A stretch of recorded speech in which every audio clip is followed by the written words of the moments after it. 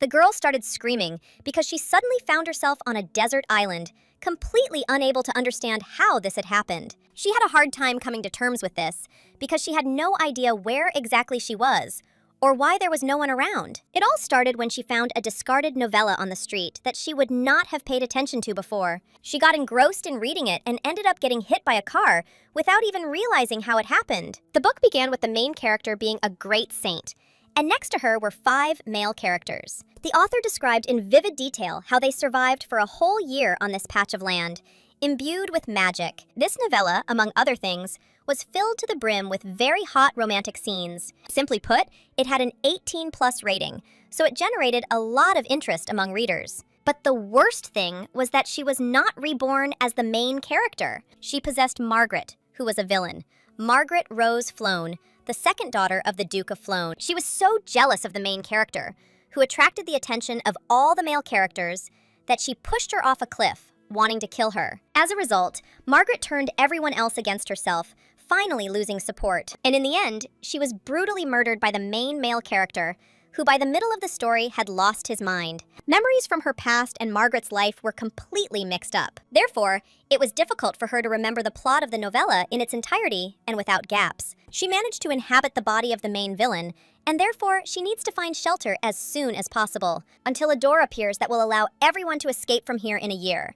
She especially needs to avoid the Crown Prince. After all, it was he who hated Margaret more than anyone else and did not hide it. The main male character of the novel was the Prince of the Langrid Empire, Edward Astor Klaus Langrid. So she had absolutely no idea what the hell he was doing here. He looked a little nervous, and Margaret was in serious trouble from the start. The difficulty level of survival just skyrocketed and kept rising. Then she thought that if Edward was here, it meant that everything was happening at the very beginning of the story. Edward opened his eyes and realized that he was lying on a sandy beach, feeling very irritated. She didn't have time to think. The situation was developing too quickly. She tried to run away, but suddenly a man, who appeared out of nowhere, grabbed her by the leg. She, of course, didn't expect this, so she lost her balance and fell. He was even able to remember her name, and as she already knew, this man was very cruel. He asked Margaret where exactly she was trying to escape to in such a hurry. He looked extremely angry and grabbed her face roughly,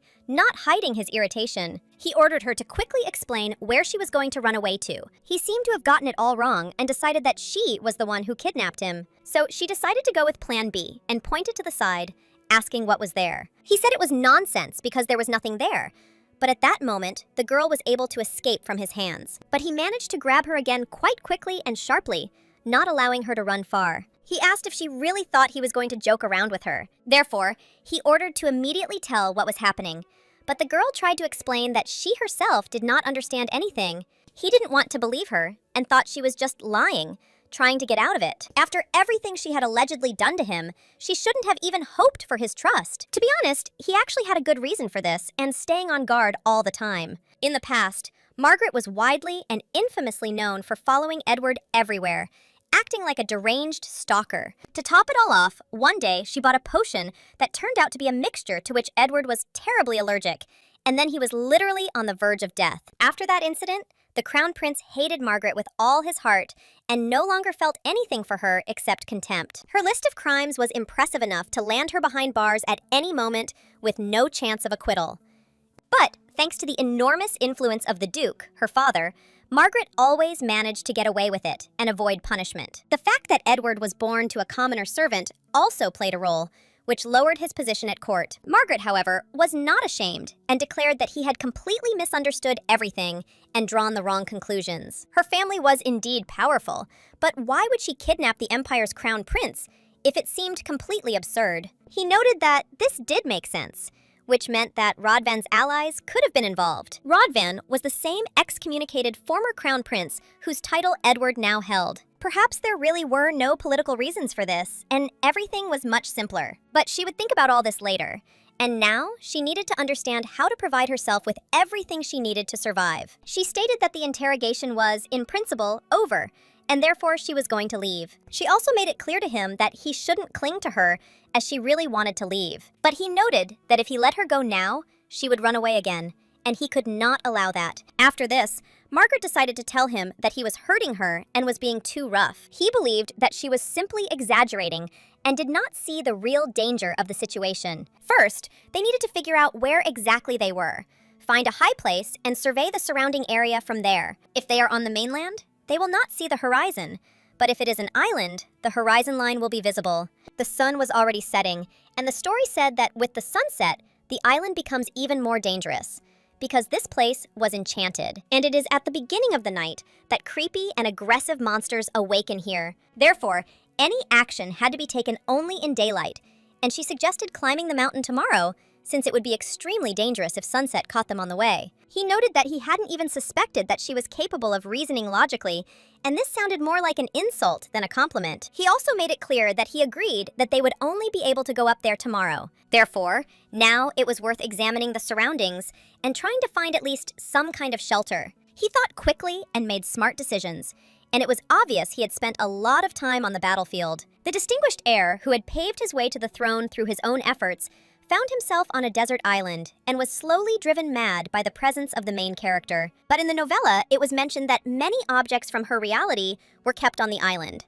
The world of this survival book was quite unusual and was an unconventional adventure novel about a desert island where familiar and essential survival items were hidden everywhere. But the heroes of the novel did not understand how to use them and therefore simply threw them away. What was going on in the mind of the author who wrote all this remained completely unclear. But, unlike the others, she can easily find a use for such items. She should have found the hut mentioned in the book and tried to hide in it. But he made it clear that she was not to even think about making plans to escape again, and she immediately felt awkward. It's better to deal with one person who hates her than with a whole crowd of other heroes who have similar feelings for her. But suddenly, he announced that he had found something useful. He swung his stick through the air with all his might, causing dry leaves to fly in all directions. Apparently, he imagined something, and this stick would be quite suitable as a weapon for the time being. But overall, it was no different from the previously found branches. He made it clear to her that she should not stand there like a pillar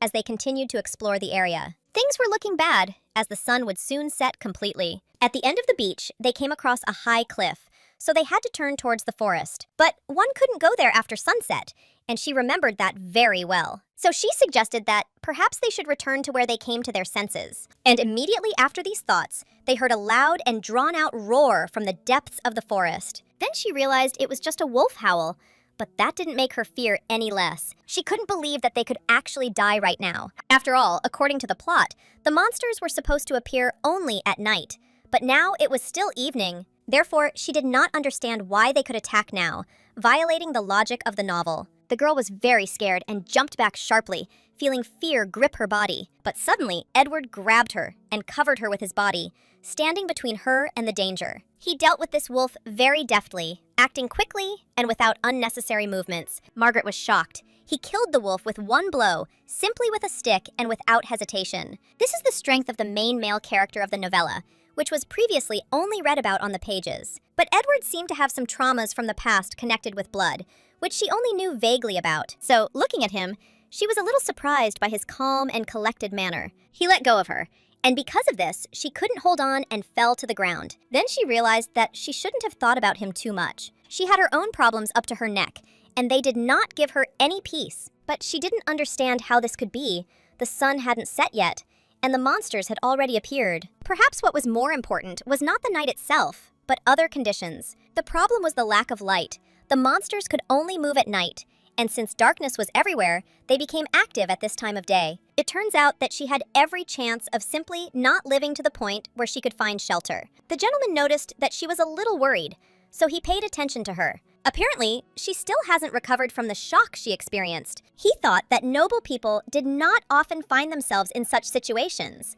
So he said that he had noticed such a monster in advance and decided to ask how she was feeling. She asked him again what he was talking about, and he carefully touched her face. He noted that he was asking because she looked like she was about to give up the ghost. Just a minute ago, he pushed her away, and now his behavior has completely changed. He asked if she was okay and continued to hold her face in his hands. Perhaps, when he saw her, he remembered an early comrade in arms from the past. So she said that everything was fine with her, and there was nothing to worry about.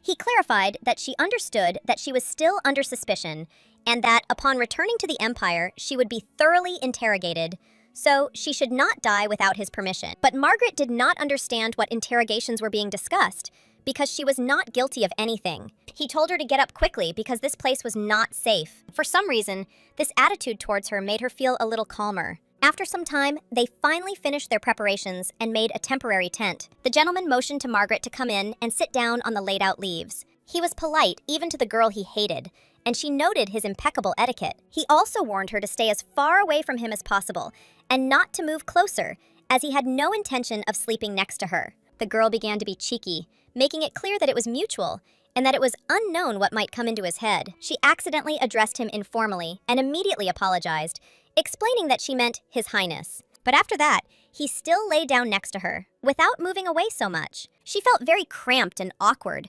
so she asked him if he wanted a drink. The gentleman replied that if she ever thought of trying to escape again, he would not allow her to do so and would watch her every step. But the girl noted that they hadn't even drunk regular water today, and if they lost consciousness from dehydration, they could die before they even made it home. He said he was warning her for the last time, but when he saw the expression on her face, he couldn't raise his voice at her. She promised that she would return very quickly and would only go away briefly to find something to drink. She said she was going for coconuts, although she didn't really know what kind of fruit it was. It turned out to be a fruit that grows on palm trees, and its juice quenches thirst well and gives strength. She found one that looked ripe and tried to pry it open with whatever she had at hand. Eating overripe fruit can cause diarrhea, which can lead to dehydration much faster. The girl couldn't believe her eyes when she saw him split a coconut with his bare hands. After this, he calmly handed the opened fruit to her. She stuttered for a moment in shock and was unable to collect her thoughts for a moment. She was amazed at his incredible grip and hidden strength. After taking a couple of sips, she said that she had checked the juice and that it was safe to drink. The gentleman just watched how beautiful she looked when she drank coconut water. The Margaret he had been watching closely all day was strikingly different from the girl he had known before. How does the daughter of a rich duke, bathed in luxury from birth, know how to build a hut? And what fruits are best for quenching thirst in the wild? Whether he even knew this man was now a big question. She looked like an angel, and when she suddenly turned to him, he involuntarily felt embarrassed. He turned to my lady and noted that it seemed to him as if there was a completely different person in front of him. Margaret noted that people tend to change over time, especially when they find themselves in an emergency and dangerous situation. She was going to deny everything until the very end. He had already begun to interrogate her as a suspect, and it was worth it for him to find out that she had moved into this body from the earthly world. He wouldn't understand anything and would decide that everything that was happening was her doing. However, he said that he didn't think so. This happens extremely rarely, but judging by the way she behaves, and what decisions does she make in difficult situations? Perhaps there is some sense in her words. He noted that the Lady Margaret he had known before would never have remained calm in such a situation. After this, he decided to go to bed, considering the conversation over. The first interrogation went well, and she was finally able to breathe a sigh of relief. But she still didn't understand how to fall asleep now, because from such a distance, she could hear Edward's every breath. She didn't understand how she could sleep peacefully next to him, because this creature seemed like an unusual animal. There was a distinct energy emanating from him, similar to that of a monster. But for some reason, he was still unable to summon his aura sword. It is a blade created from a pure flow of energy. It's not surprising, because in the original, it was said that magic and holy power do not work on this island. Being on the island next to Edward, she had almost nothing to worry about, since he possessed enormous strength. He also sighed and noted that he didn't understand why he was telling her all this, since she wouldn't understand anything anyway. He was a real asshole, and something about the whole situation was clearly wrong. He wondered who and for what reason had chosen Margaret and him for this strange test. If she had decided to kidnap His Highness, she certainly would not have chosen the wild nature for this.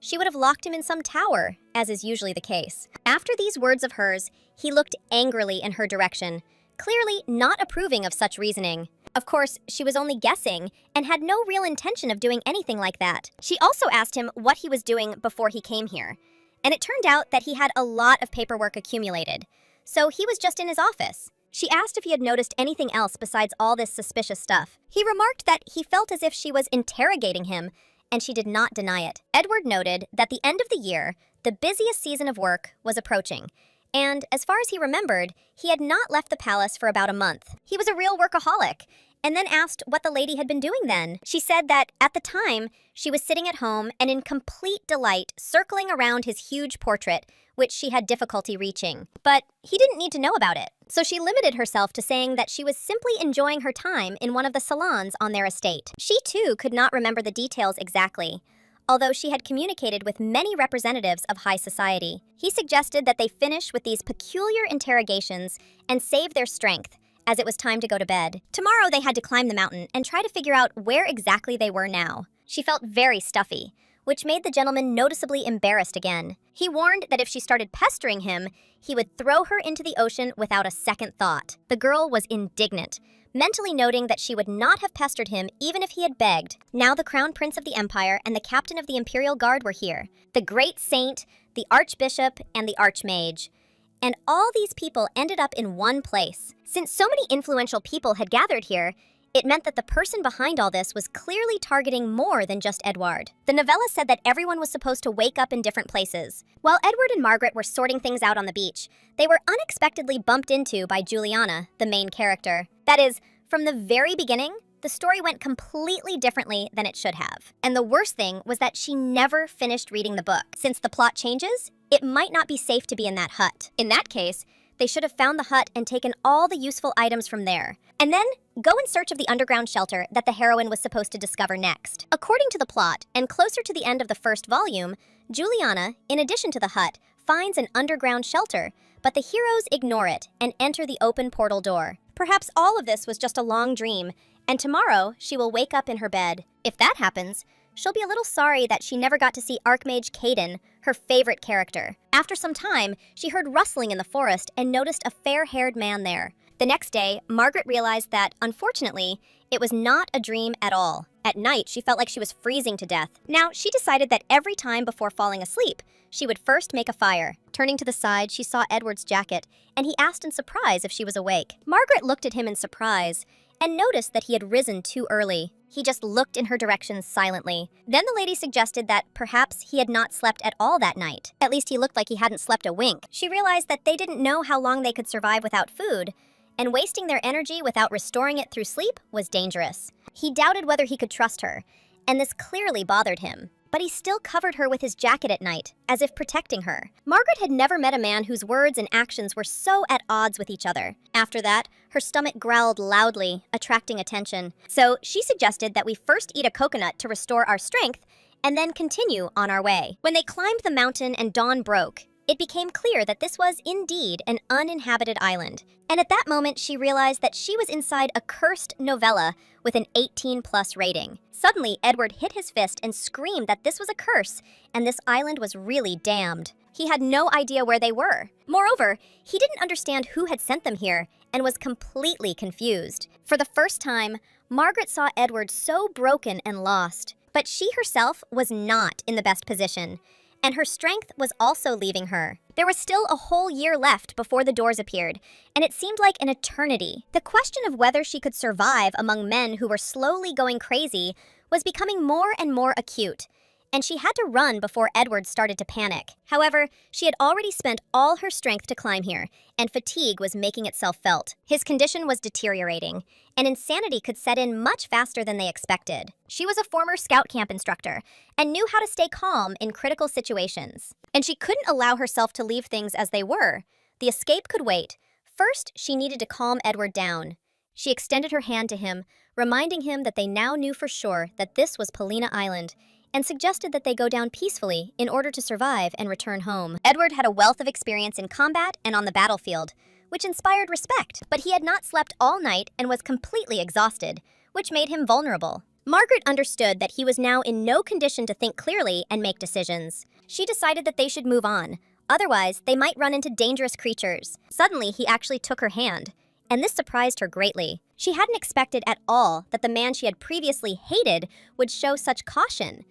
What confused her even more was that he seemed to thank her, and she stood there in confusion. She immediately thought that he might have understood everything wrong, but he turned away as if he hadn't heard anything, and this added to her awkwardness. Her stomach growled again, and Margaret realized she had expended too much energy climbing the mountain. When they went downstairs, Edward was shocked that Margaret was going to fish alone. She explained that she could be relied upon, and even if she failed to catch any fish, she would collect oysters and seaweed. From that moment on, she lifted her dress to make it easier to move, and this caused embarrassment to Edward. Margaret noted that he might be busy making a fire, and she herself did not understand why his behavior was so strange. She was surprised and thought that he should have seen women's legs before, and it shouldn't have caused such embarrassment, but his reaction remained a mystery to her, and she tried to focus on the matter at hand, not on his behavior. She asked if he knew how to light a fire, and he nodded, confirming his skills. Therefore, she ordered him to go and carry out this task immediately, without delay.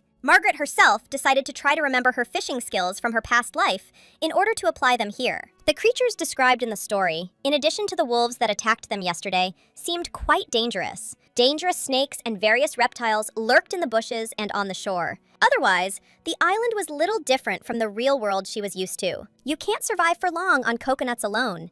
It wasn't enough to survive. To obtain nutritious food, it was necessary to engage in hunting and fishing. She had never fished in the sea before, so she doubted whether she would succeed. She did know how to catch fish with a harpoon, but she had previously only practiced in the river. First, she needed to find a spot where the water flowed in exactly one direction. The first step in spearfishing is to carefully check the crevices between the boulders where the waves break. Small fish that are carried by the waves into these cracks get stuck and cannot emerge. The second step is to crush the small fish with a stone to use it as bait for larger specimens. After this, you can move on to using the harpoon to catch large fish. It will take patience to freeze and wait for suitable prey without unnecessary movements. Suddenly, the girl realized that she needed to act immediately, without wasting time. And with a sharp movement, she used the harpoon, directing it precisely at the target. A moment later, her eyes lit up, and she saw a fish caught in the crack. Margaret realized that she could cope with this on her own, without outside help. She simply couldn't believe that she got it right the first time, which made her incredibly happy. While living in Korea, she realized that she loved challenging hikes, but she didn't think much about it at the time. Now she felt that she was made to survive in the wild, although she herself did not understand why this made her so happy. Meanwhile, there was a gentleman standing behind whose hands the firewood suddenly fell out. Margaret turned around and he was simply shocked, not knowing where to look. She wondered how long he had been standing there, and this made her a little embarrassed. She decided to pretend she hadn't noticed him and continued to concentrate on fishing. After some time, the gentleman prepared the vatra himself, admitting that he was impressed by her skills. He didn't even think that she could catch fish and cut it up so skillfully. Margaret believed that any fisherman could do this, and even made a knife, carved from wood. Then she remembered that in the original, the main character ate the food that Edward caught for her. But here she completely entered into hunter mode and dealt with everything herself, without relying on him. She was doing what Edward usually did, and it felt both unusual and pleasant at the same time. Even though she was the one who suggested it first, she still felt some discomfort inside. He noticed her displeased look and thought that something had happened, although she did not show it. But the lady simply turned away, saying that nothing special had happened, hiding her emotions. After that, he came very close, and Margaret again felt embarrassed and slightly nervous. He looked her straight in the eyes, and the lady felt her embarrassment increase many times over. He noted that she was easily frightened, and this amusingly surprised him. After that, he gently stroked her head, trying to calm her down and reduce the tension. Today, he watched her out of curiosity, trying to understand her behavior and reactions. Margaret became even more embarrassed, and he noted that from tomorrow on, he would take over the fishing himself, relieving her of some of the burden. These words made the woman even more embarrassed and feel slightly confused. She almost succumbed to his charm. It was impossible to remain calm in the face of such closeness and such a beautiful face. Her heart nearly jumped out of her chest, and she had to pull herself together to keep from losing control. Sitting next to him, the girl realized that hidden feelings were already beginning to emerge between them that were difficult to ignore. She handed him a large fish, realizing that he needed more energy to restore his strength. She added that there was no Langrid Empire here, and he could not relax and feel completely safe. But the guy replied that she didn't have to bother because he understood the situation perfectly well and was ready to act himself. He suggested that she try it herself first, and then they could eat it together, sharing the effort. He said that he understood how scared the girl was, finding herself in this strange and alien place, and promised to do everything so that she could get out of there. The girl listened to his words, thinking about what was happening, trying to understand why the guy could not grasp her thoughts and feelings. The young man himself seemed to be stepping on her throat with his words, creating contradictions between his promises and actions. Although she had read enough to understand what was happening on the island, she didn't even know if anyone had survived the incident. Suddenly, the young man jumped up abruptly. His abrupt movements confused the girl. She tried to understand what caused such a reaction. The lady looked at him attentively, not understanding the essence of his words, and he, noticing her bewilderment, expressed distrust of her assumptions. He explained that he would leave her only if he decided to do so himself, emphasizing his power over the situation. Hearing this, the girl was stunned. Her gaze met the guy's confidence, which left no doubt about the seriousness of his words. He added that she should remember this forever, to which the young lady nodded and promised to remember his instruction. Goosebumps ran across her skin, because anyone who heard these words without context would immediately think that the guy was possessed. She couldn't understand why His Highness was heading to a certain place, leaving her in the dark. He advised the girl to wrap up warmer, but he himself remained mysterious, and she simply looked at him, trying to grasp the meaning. The Duke explained that he gave her the jacket only because he himself felt the heat, without expecting gratitude. He also added that there was no need to thank him, since it was completely natural, which caused the girl slight irritation. She still knew there was some truth in his words. Sitting with the fish in her hands, she doubted whether Edward's attitude towards Margaret had changed in just one day. Suddenly, a slight smile appeared on her face, because now she knew that she would not freeze at night, and this brought some relief. The Duke entered the tent and immediately noticed a strange scene that attracted his attention in an unusual way. The girl seemed to have slept poorly, and it was clear that she was cold. Her body was shaking from fatigue and tension. It's strange, because the jacket was given to her for warmth, but she didn't use it properly and didn't want to disturb the Duke. Suddenly, he heard a voice speaking to him with irritation. The words seemed harsh, and he asked again, trying to understand the meaning. It turned out that the girl was shouting at someone, clearly expressing strong dissatisfaction and swearing, which surprised the Duke. He tried to comprehend what was happening, listening to the screams, but he had difficulty understanding what exactly was being discussed. It was not yet entirely clear who she was talking to, and this added to the confusion in his perception of what was happening. Suddenly, she grabbed his jacket, and the fabric stretched, causing him slight surprise and bewilderment. This amused him slightly, but he still didn't fully understand what had happened, so he simply covered her more tightly with his jacket without explaining. She turned out to be not so simple, and even a little strange, but this made her image more interesting and mysterious for the Duke. After that, a new day arrived, bringing with it a feeling of freshness and new challenges for both of them. Sleeping on the sand for 2 days clearly hadn't done her any good. Her body felt stiff. Her muscles seemed to be numb from discomfort. The Duke came up from behind and noted that her beloved had done a good job, praising the work done with respect. Because of this, the girl became very scared and asked what they were talking about, her eyes expressing surprise and slight fear. He asked her if she had forgotten what she had said yesterday, when she had expressed her emotions very vividly and called him obscene words. Continuing the conversation, he recalled how she had cried and hugged her jacket yesterday, emphasizing the emotional tension of what was happening. He noticed that, among other things, she swore like a drunken sailor, and this frightened the lady, making her very nervous and confused. At that moment, she realized that what was happening was not a dream at all, and she was completely confused, not understanding what he meant. Edward noted that she was only pretending to be a saint and innocent, although her background and upbringing made her capable of harsh words and daring actions. It seemed that all this could have been a dream, but he was not ready to agree with such a thought, leaving doubts in his head. He said that if she was so ashamed of what happened,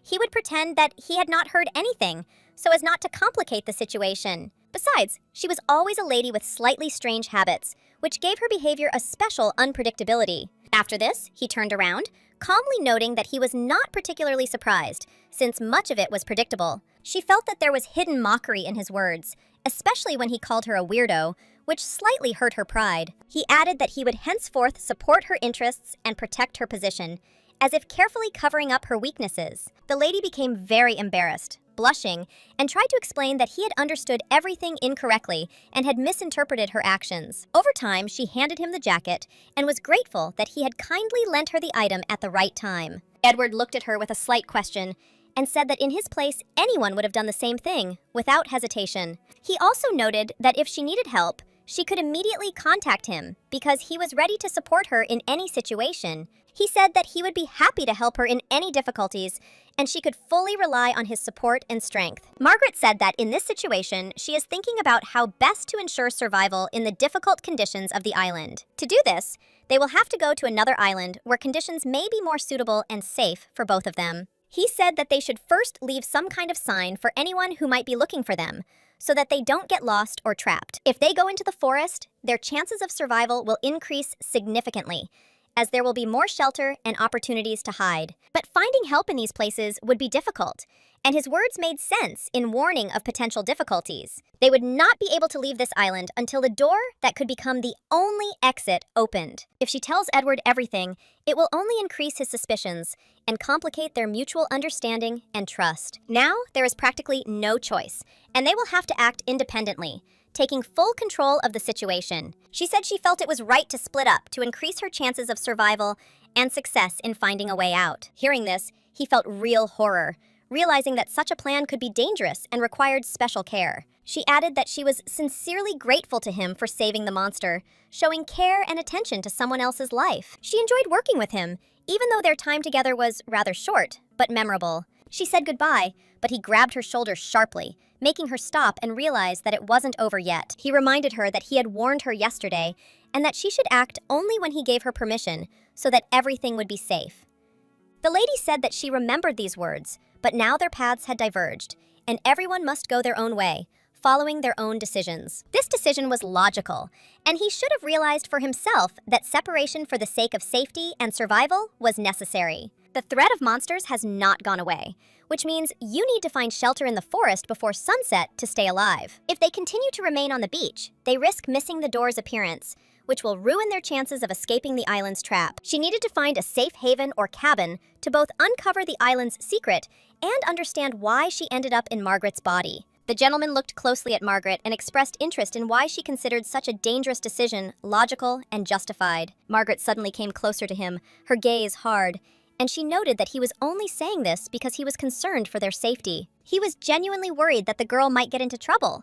Although, in reality, the danger was not as real as it seemed to him at first. His main goal was to keep Margaret under surveillance, as his trust in her was high, but caution remained an important part of his plans. Margaret decided to explain that she was stronger than she seemed at first glance, and reminded him that he had already seen how she was able to cope with difficulties. The gentleman, after listening to her, confirmed that they would still go together, not leaving her alone on this dangerous path, and this decision was final. He planned to walk alongside her while continuing to look for ways to send a distress signal to increase the chances of being rescued from the island. The main idea was clear.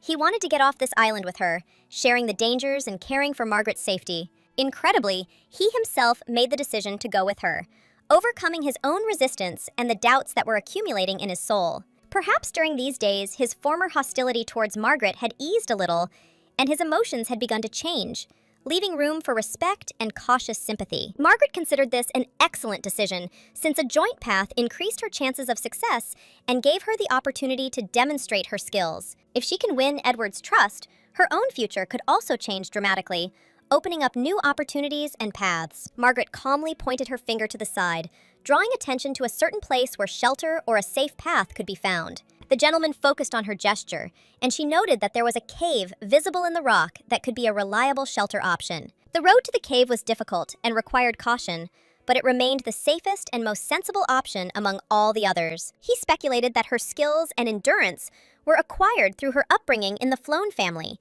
where she was prepared for difficult challenges. Margaret didn't even know how to react to such an assumption because her training and experience were much broader and deeper than he thought. So she decided to first tell him about her comprehensive education, without revealing all the details right away, and then deal with his reaction. She didn't see the point in informing him about everything completely, preferring to keep some of the information to herself, leaving an element of surprise. The gentleman remarked that it turned out that the Duke, her father, really valued her very much, and it was surprising that she had to undergo such strict and cruel training. He admitted that he had underestimated her abilities, and now realized that her skills were much stronger than he had originally thought. Margaret didn't understand why he suddenly became so serious, but she noted that now all her skills were put to good use, and that was important. It can be said that all the training was not in vain, and now it is even more important to hurry, because it will start raining soon, and they need to act faster. If they hesitate and wait, they risk getting stuck in the mud, making movement virtually impossible and increasing the danger for both of them. At that moment,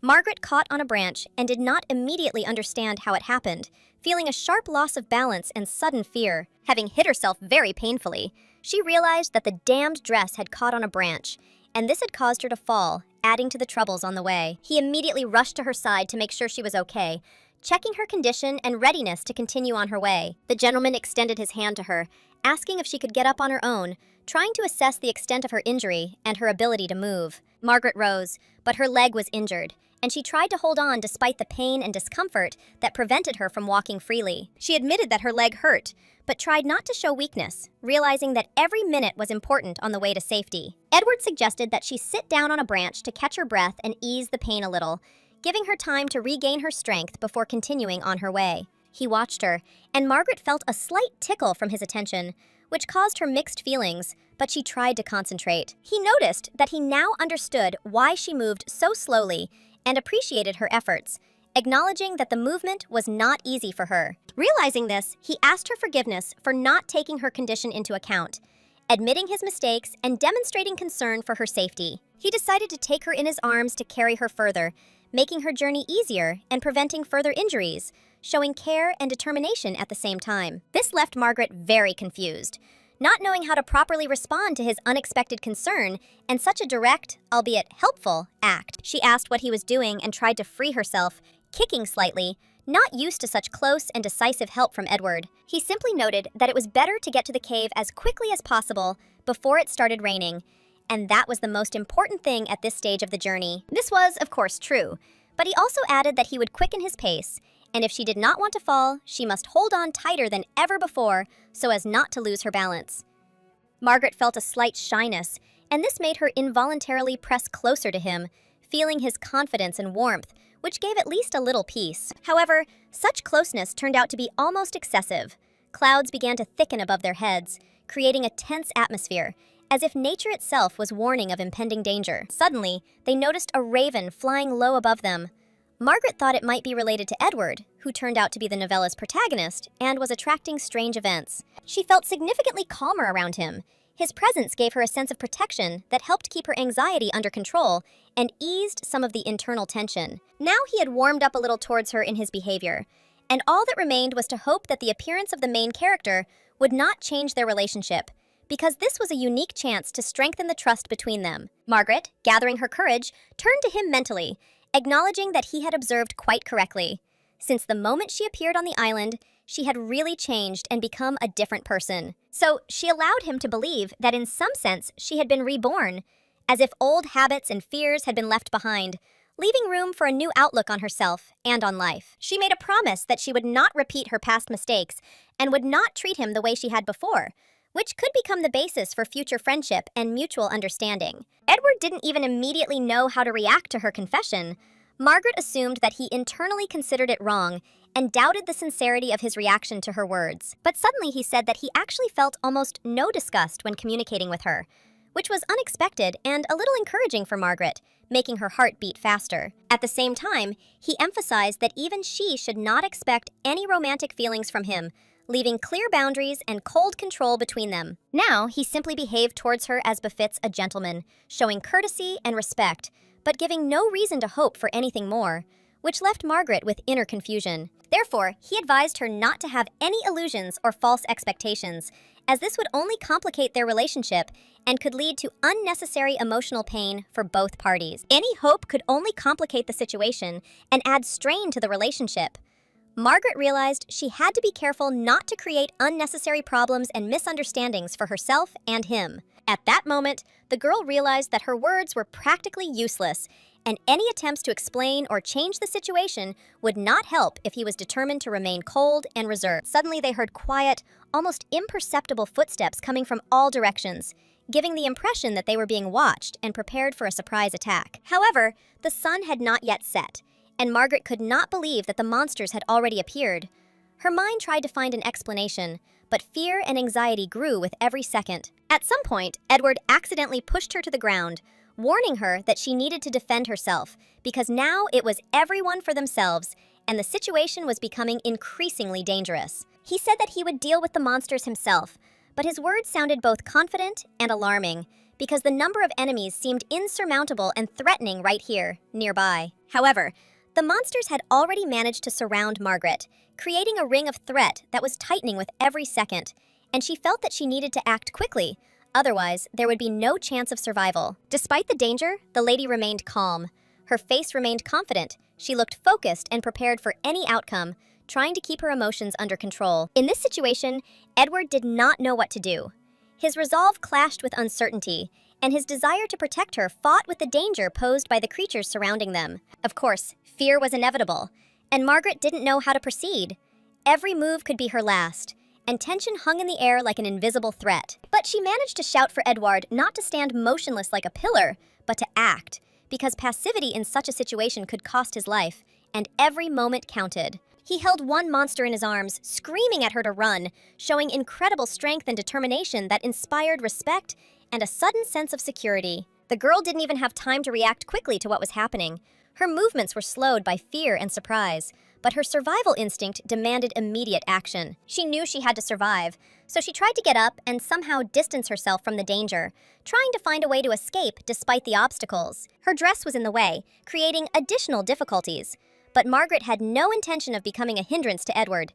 She knew that her movements had to be quick and precise. She needed to climb the nearest tree, but suddenly one of the monsters grabbed her hand, which made her heart stop and added a feeling of hopelessness to this dangerous situation. She began to scream, but it was not from fear of death.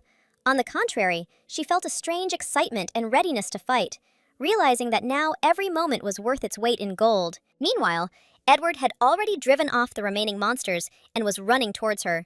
His decisive movements demonstrated incredible speed and strength that could have saved Margaret at that moment. The memory of the lady's words about how one shouldn't be so stubborn surfaced in his mind, and how she had told Edward that she completely didn't understand his motives. These memories added tension and emotion to the events. Margaret still didn't understand why he didn't want to marry her or propose. Her thoughts were confused because logic and feelings didn't coincide, creating an internal dilemma. She seemed to have everything a highness could desire: pedigree, wealth, the status of heiress, but something was still missing, and this feeling remained painfully palpable. She often said rather harsh things to him, which sometimes caused pain and exacerbated their conflicts. These words, spoken in the past, left a mark and complicated the relationship between them. It is therefore not surprising that Edward felt strong irritation and even hatred towards Margaret. Past grievances and misunderstandings created a barrier that was difficult to overcome. Although he could partially soften his hatred, it was impossible to completely rid himself of negative emotions.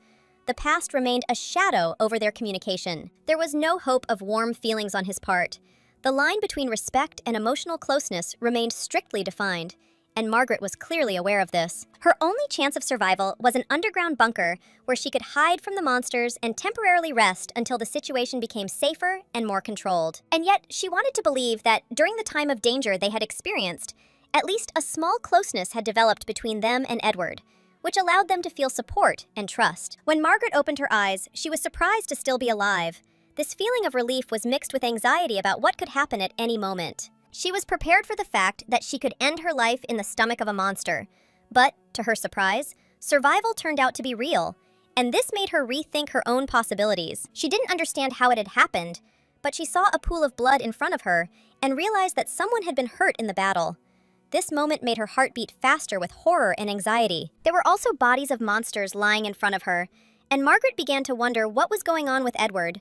Her anxiety for him grew stronger because she realized that he could have been injured. She looked towards him and saw that he was standing with his back to her, tense and focused, which added confidence that he had managed to cope with the danger. Thank God, it was him, and apparently it was Edward who saved her.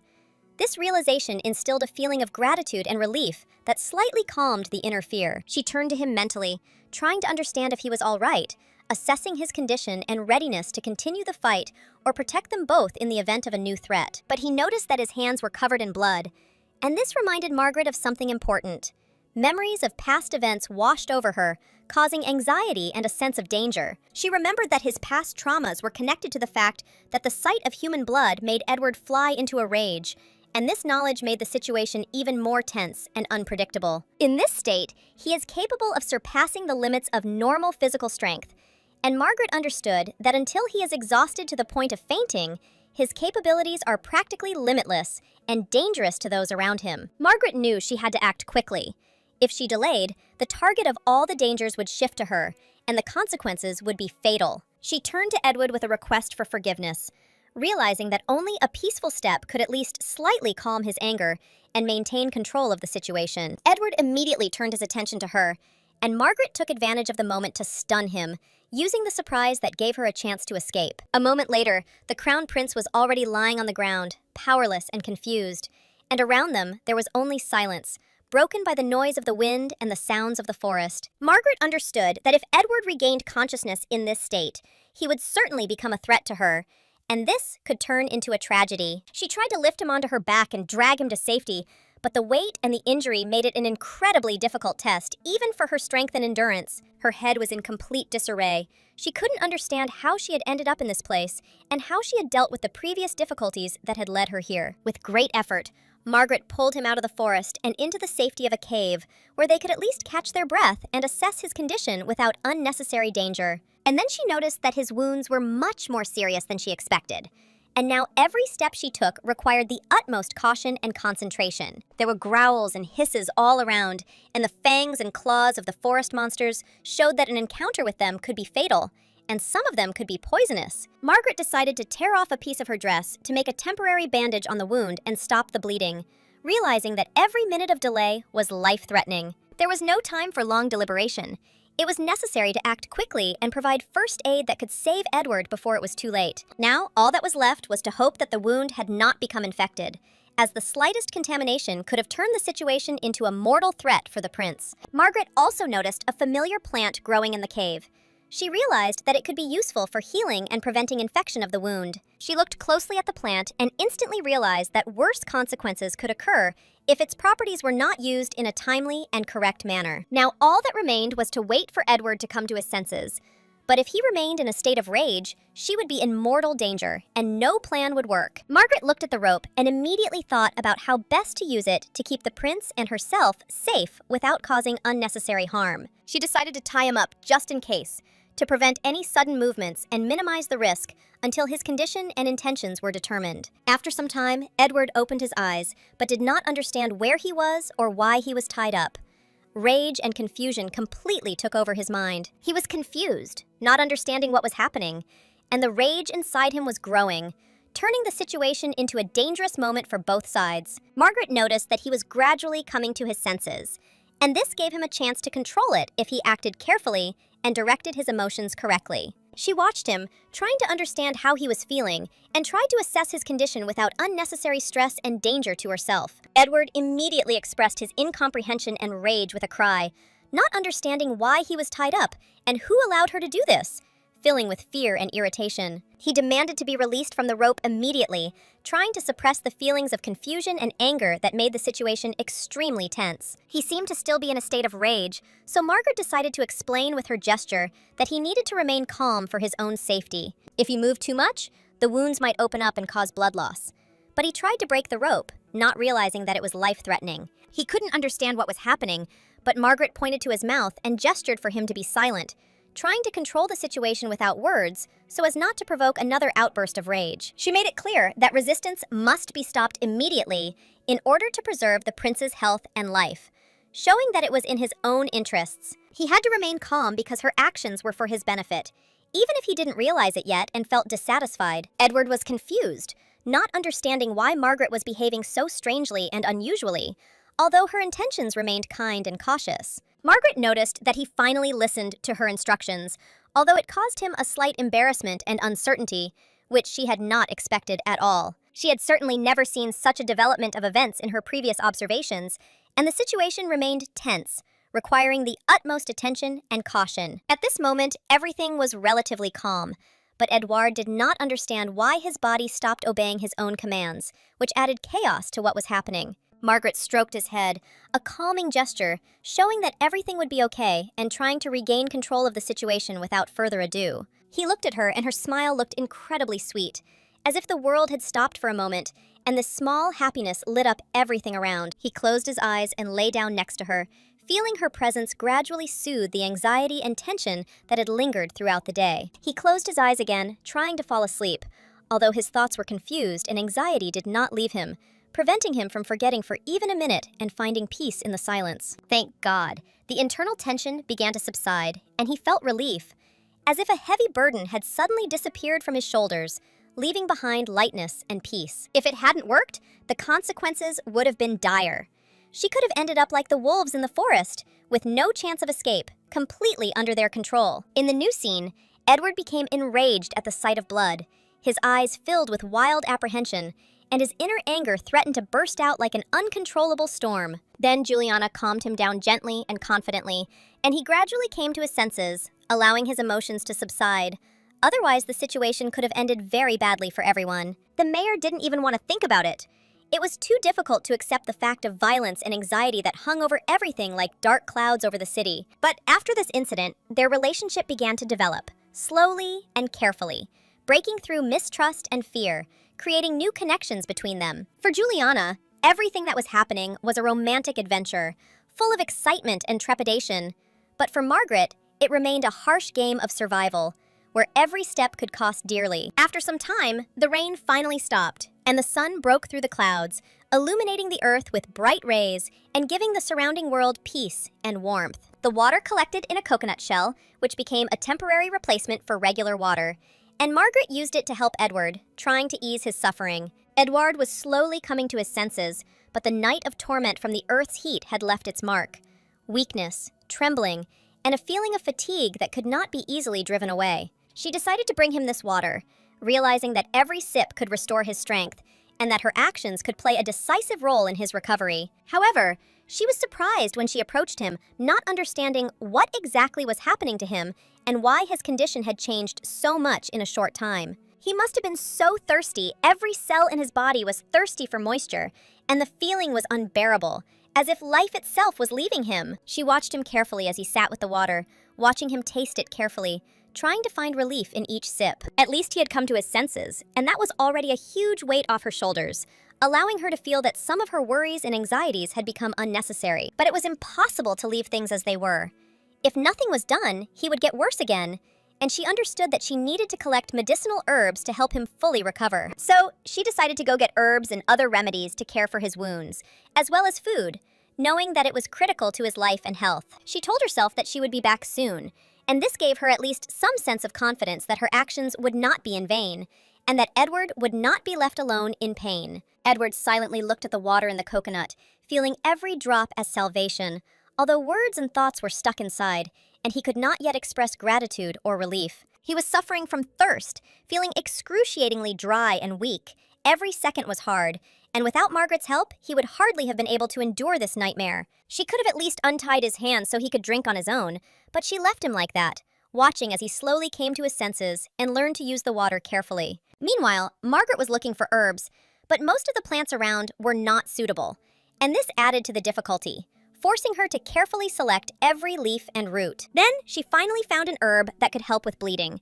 and decided to take a small portion, realizing that it was enough to treat Edward. She needed to get back before dark, but suddenly she felt a strange feeling, as if someone was watching her, and her steps slowed with unexpected tension. She heard someone's footsteps ahead, distinct and rhythmic, and her heart began to beat faster, because on this island, any approach of a stranger could be dangerous. She thought it might be a monster again, but the sun was high and monsters couldn't appear here, which made her wonder who was coming towards her. It was most likely a person, and she turned around, looking to the side, trying to make out the figure and assess the potential danger that could lie in wait for her. If there was a man ahead, the problems could be even more serious, because there were currently 5 men on the island, including Edward and the main character, which made the situation tense. And Mark, who was nearby, complicated the situation.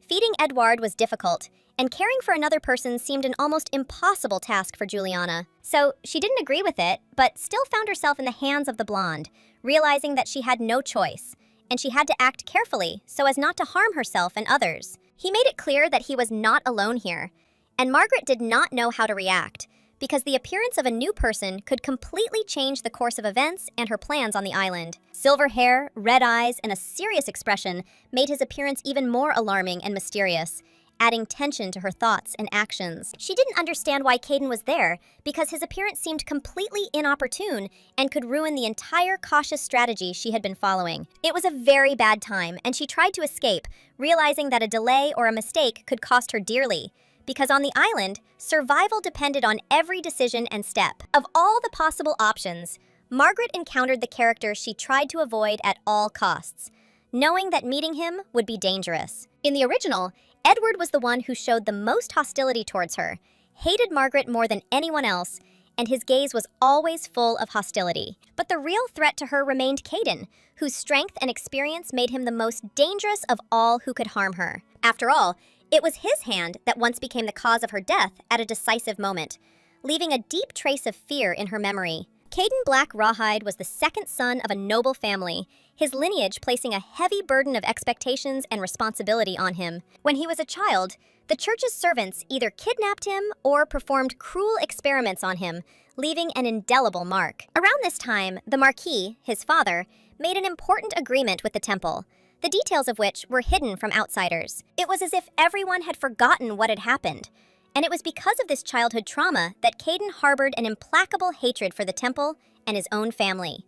He hid his anger, but sabotaged any magical experiments conducted by the temple and funded by his family clan.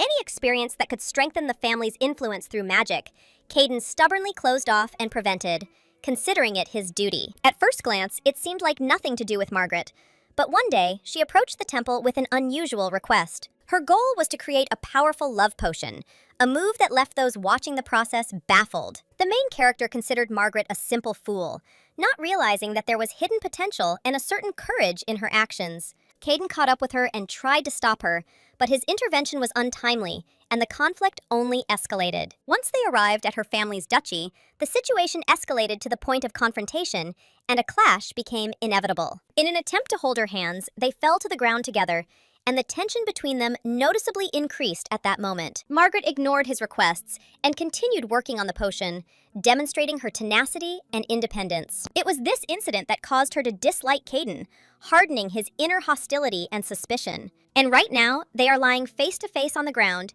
and the tension between them is almost physical.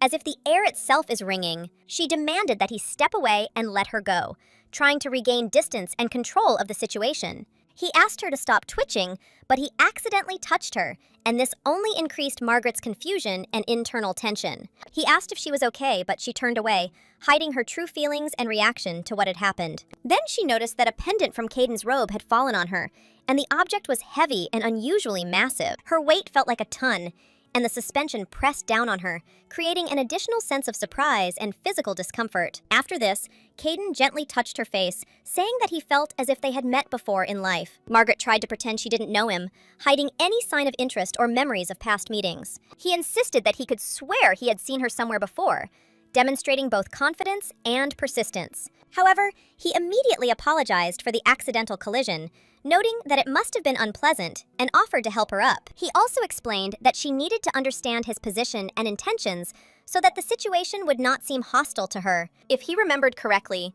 the consequences of the experiments that were conducted on him as a child left deep trauma and fears. He wandered through the wild forests and accidentally stumbled upon members of high society, which aroused his curiosity and anxiety at the same time. Margaret spoke of a broken stone that allowed mana control, and of an unusual disruption in the magical flow on the island. Due to the disrupted flow of mana, he often suffered from heat and other unpleasant sensations, making him vulnerable and unstable. During the attacks, he completely lost control of himself, and no external influences could calm him down without outside help. The only one who could stabilize his condition and regain control was the main character, Juliana.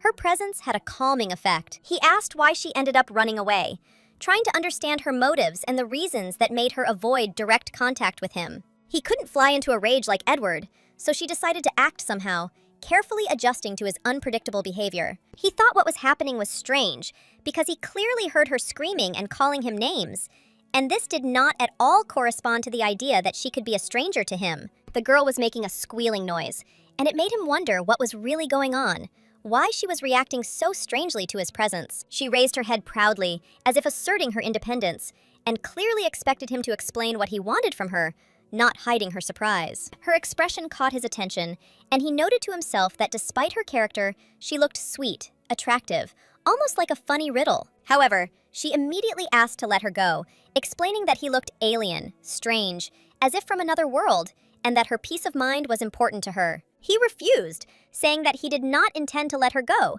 since the meeting had already taken place, and now it was impossible for them to simply become friends, or simply get to know each other. The girl didn't understand who told him that she was ready to be friends, and this made him wonder why the feeling of familiarity with her did not leave him alone. Suddenly, the realization came to him.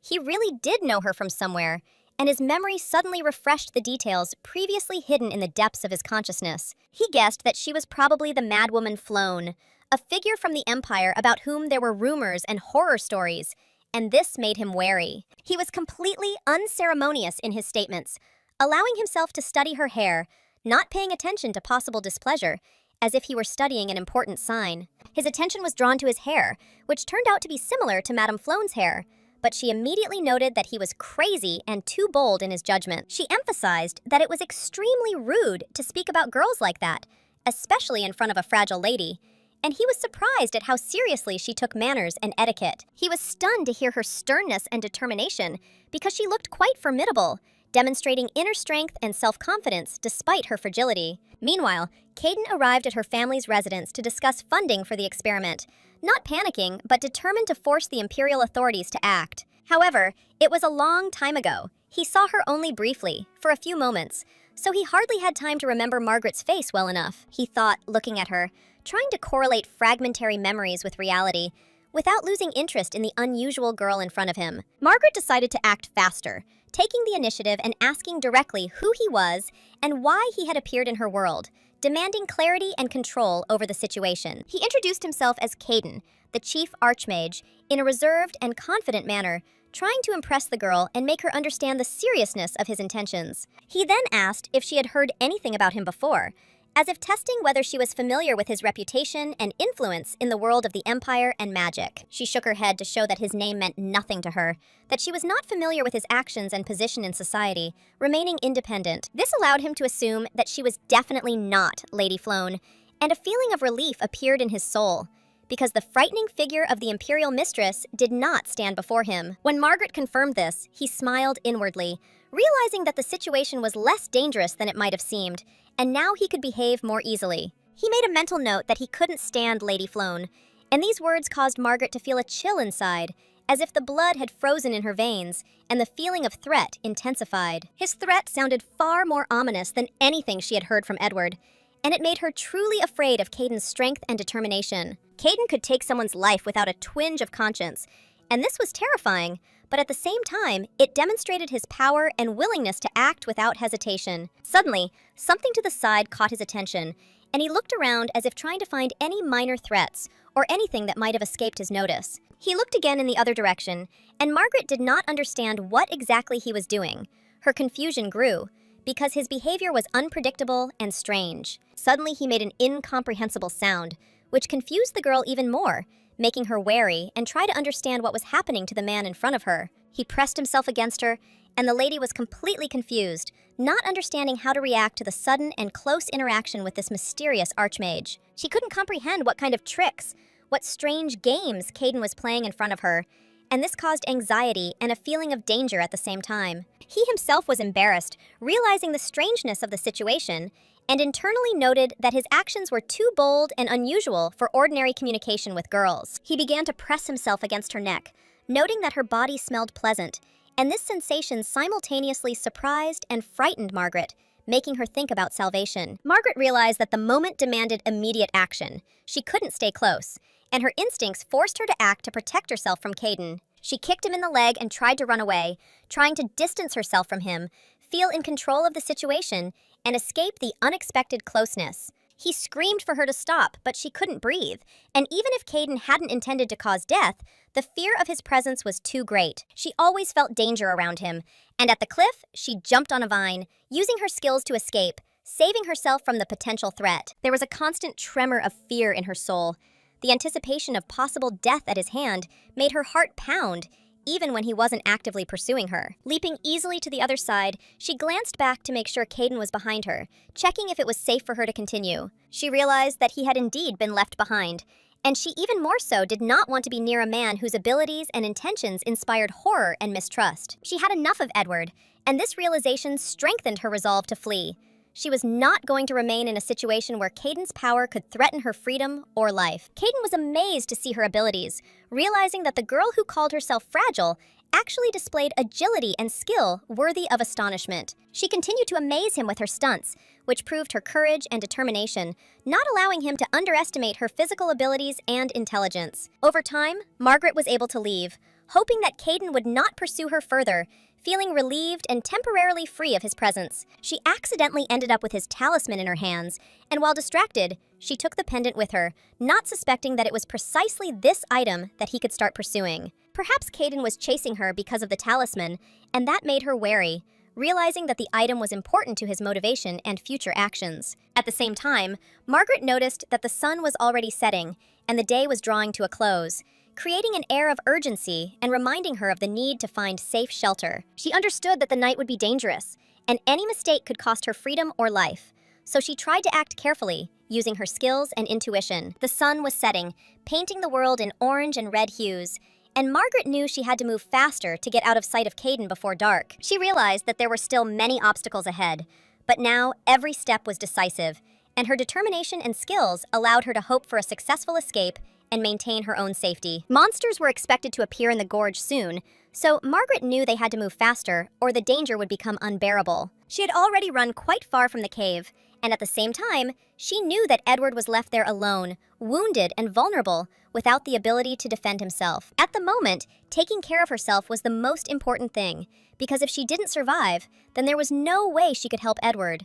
From behind her, from a deep gorge, came a strange sound that made her freeze and listen to every rustle around her. The rock she had taken refuge under turned out to be a good place to wait out the night, so Margaret decided to hide there and remain unnoticed. She planned to head back at dawn, but suddenly she felt something unusual inside the rock crevice that caught her attention. Deciding to take a look, she was shocked. In front of her lay a neat box, an unexpected find that could change the course of events. Margaret couldn't believe her eyes.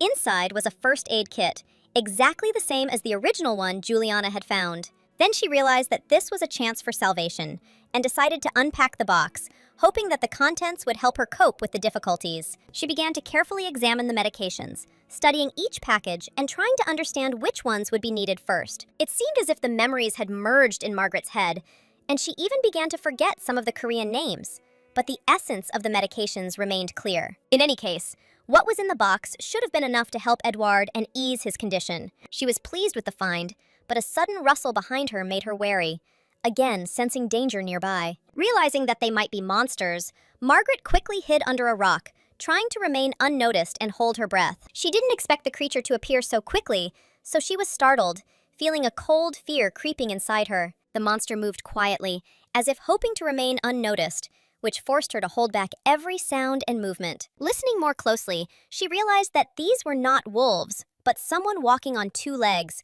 The steps were too human for an animal. The creature seemed to be searching for something.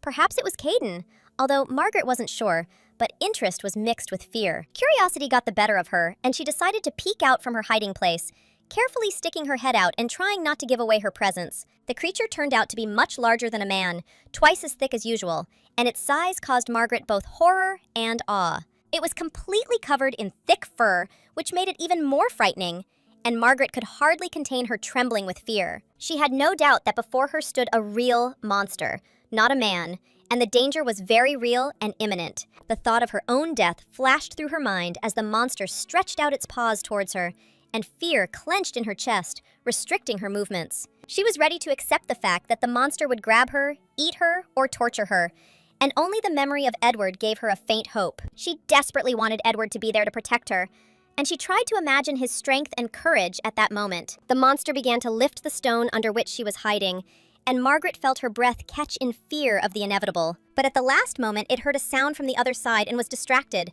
leaving her temporarily safe and allowing her to rest. Margaret heard the monster slowly moving away, and her heart gradually calmed, although anxiety still did not leave her. Margaret did not sleep a wink all night, afraid that the creature would return and attack again, and every rustle made her shudder. She tried her best to suppress the sobs that were bursting from her chest, trying not to let the emotions break through and not give away their presence. For the first time in her life, she wanted so much to see Edward, to feel him next to her, to feel the security that he always gave. With the first rays of the sun, she decided to move forward, intending to fulfill her plan and find a way to Edward despite her fatigue. She certainly didn't resemble any animal, having long studied the descriptions of mutating creatures and understood that on this island there could be any danger. But there wasn't a single creature around that looked like the monster that had tried to attack her yesterday, and that was a little reassuring. Even the wolves she had encountered before looked different from the monster of yesterday, and Margaret knew the threat level was rising here. The animals were different from those described in the book, and the difficulty of survival was constantly increasing, causing her to doubt her own abilities. She wondered if she would even be able to get out of here alive, because every new day brought new dangers and trials. First, it was necessary to treat Edward's wounds and give him medicine to ease the pain and restore his strength before moving on. Margaret knew that the medication package would help him feel better, and she was ready to use it immediately, without delay. She approached the supposed place where Edward was supposed to be, thinking that he had already been waiting for a long time and needed her help. But instead of him, there was no one there. And this surprise took her by surprise, causing slight anxiety and bewilderment. She didn't understand where Edward could have disappeared to, and in surprise, she dropped the box of medicines, realizing the sudden emptiness around her. It never occurred to her that he might simply leave, and this added to Margaret's sense of confusion and uncertainty. She felt sad, perhaps because Edward met the main character of the story in her absence, and this explained his sudden disappearance. If he had met her, he would probably have left disappointed, and since Edward was not around, there was no point in staying here without a purpose. She decided to go back to her original plan and go looking for the bunker or cabin alone, intending to act cautiously. But suddenly, turning back, Margaret heard footsteps behind her, and her heart sank from unexpected joy and fear at the same time. It was Edward, looking miserable and exhausted, and she was overcome with both relief and anxiety at seeing him again. He said her name with difficulty, and Margaret felt emotions overwhelm her as the long-awaited meeting turned out to be real. She hadn't expected to see him here at all, and this surprise caught her off guard, making her freeze for a moment. Out of a lack of understanding of the situation, she simply greeted him, not knowing how else to express her feelings and ease the tension of the moment. Margaret thought he had left without her, which explained his sudden absence earlier, though it was clearer now. He seemed to have recovered a little, and this pleased her, because the visible signs of recovery gave hope for a quick improvement in his condition. His face suddenly changed, and Margaret had a hard time understanding why his gaze became so stern and angry, as if she had done something terrible. Perhaps while she was gone, something important or unpleasant happened to him that suddenly affected his mood and the way he looked at her. Margaret soon realized that he might think that she had deliberately hidden or run away from him, and this was what caused his displeasure. To avoid any misunderstandings, she immediately tried to explain that one should not jump to conclusions and accuse her without evidence. She reminded him that she had only gone out to get some medicinal herbs, and that her actions were completely understandable and safe for everyone, including him. Moreover, Margaret brought something much more useful than simple herbs,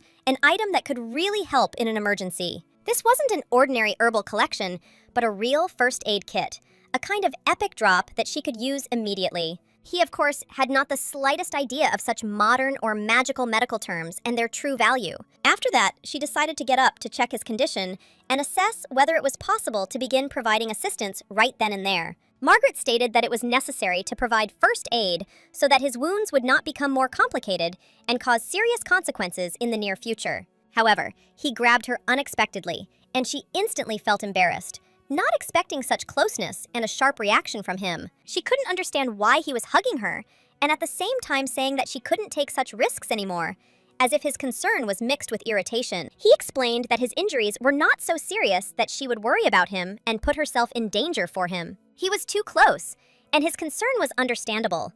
He didn't want her to risk herself for some herbs or medicine for him. Margaret was completely confused, not understanding where this strange atmosphere between them came from and why he was behaving so unusually. For those who observed the events, it would be useful to remember that everything happened completely differently the day before, and now the situation seems to have been rewound. Edward opened his eyes and was confused as to where he was, as if time and space around him had changed or shifted. He noticed that he was in a cave, covered with something, and this added even more uncertainty because he did not immediately remember what had happened. Then he saw a bandage on his hand and realized that someone had taken care of his wound, because before it was open and bleeding. It turned out to be a piece of Margaret's dress, carefully placed for bandaging, which immediately surprised him because he had never seen her in a medical role. He certainly didn't think that such a softie like Margaret was capable of treating wounds on her own and knew how to use medical equipment. At the same time, he had no idea where Margaret herself was, or what she was doing while his wounds were healing, which added even more anxiety. He remembered what she had said about searching for medicinal herbs, and although little time had passed, events had developed very quickly and unpredictably. From his observations, everything on this island is repeating itself cyclically, and monsters have already appeared, threatening anyone who dares to go beyond the safety limits. The magical aspect of the situation became apparent.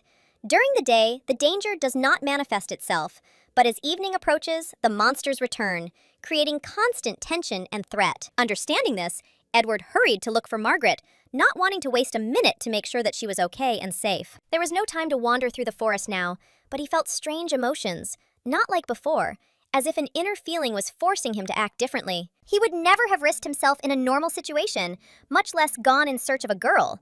But his inner unease forced him to move forward. Margaret did everything she could to help him and save his life, showing determination and courage that no one expected of her. Without her intervention, his chances of survival would have been minimal. And it is safe to say that it was her actions that prevented tragedy. And yet, Edward still behaved strangely with her, as if he had forgotten how much effort she had put in, and sometimes showed irritation that seemed unfounded. He recalled all their past conversations, and his anger at himself grew, because he realized that he had behaved rudely and did not appreciate her concern. It became clear to him that she was now going through just as hard a time as he was. But all this time, he had only been causing pain with his words, not noticing her suffering. She, like him, found herself alone in an unfamiliar area where she could not rely on anyone. And this made her situation extremely vulnerable and anxious. Edward considered himself a complete idiot and barely made his way through the dark forest, barely keeping himself moving and not losing his presence of mind. All night long, he prayed desperately and begged the higher powers that Margaret would survive, that she and he would be okay, despite the dangers. Therefore, at the moment of meeting, he felt incredible relief and joy that she remained alive and was nearby, albeit in unusual circumstances. Margaret did not understand what was happening, and her confusion was strong, because events were developing too quickly and unexpectedly for her. He stated that from now on, she could address him simply by his first name, getting rid of the formal distance and titles. Margaret was surprised, asking why he decided to do this, because his behavior seemed too strange and unusual for him. He was indeed acting strangely, as if his inner emotions had completely changed his attitude towards her, which made the situation even more confusing. She couldn't believe that he had suddenly become so kind, and she thought that perhaps people really did change in critical situations, as had happened here. But the change was too drastic for her to fully believe, so the doubt remained and prevented her from trusting him completely. He noticed a bruise on her and assumed she must be in pain, asking who had caused her the injury, showing unexpected concern. Margaret was completely confused, not understanding why he was suddenly showing concern and interest in her condition, which seemed unreal to her. She explained that she was fine and that it was just a scratch that didn't require any special attention or concern. She pulled his hand away, expressing surprise and bewilderment, because she still could not comprehend that it was he who had begun to show concern for her. She thought that perhaps he was still delirious, because his sudden concern for her seemed so unusual for his character. He asked her what she meant, and she simply replied that she was fine and did not require any extra care in trying to get things back to normal. This only adds new complications to their situation, forcing them to think through every step more carefully than before. Therefore, she suggested leaving everything as it was before, without interfering and without creating unnecessary problems. He remembered his own words when he advised her not to build illusions and not to entertain hopes that would not come true. He said that this would only complicate the situation for both of them, making the situation even more confusing and unpleasant for them. And suddenly, Margaret realized that perhaps Edward had heard his own words, and now they had come back to him. But she decided that enough of these games was enough. She couldn't relax just because she felt sorry for him. Therefore, she noted that she felt as if she was about to pass out from tension and fatigue. She suggested that instead of all this, they go hunting to change the scenery and take their minds off their worries. But first, it was necessary to take care of his wounds, because they could not be left without attention and care. Edward was very confused and bewildered.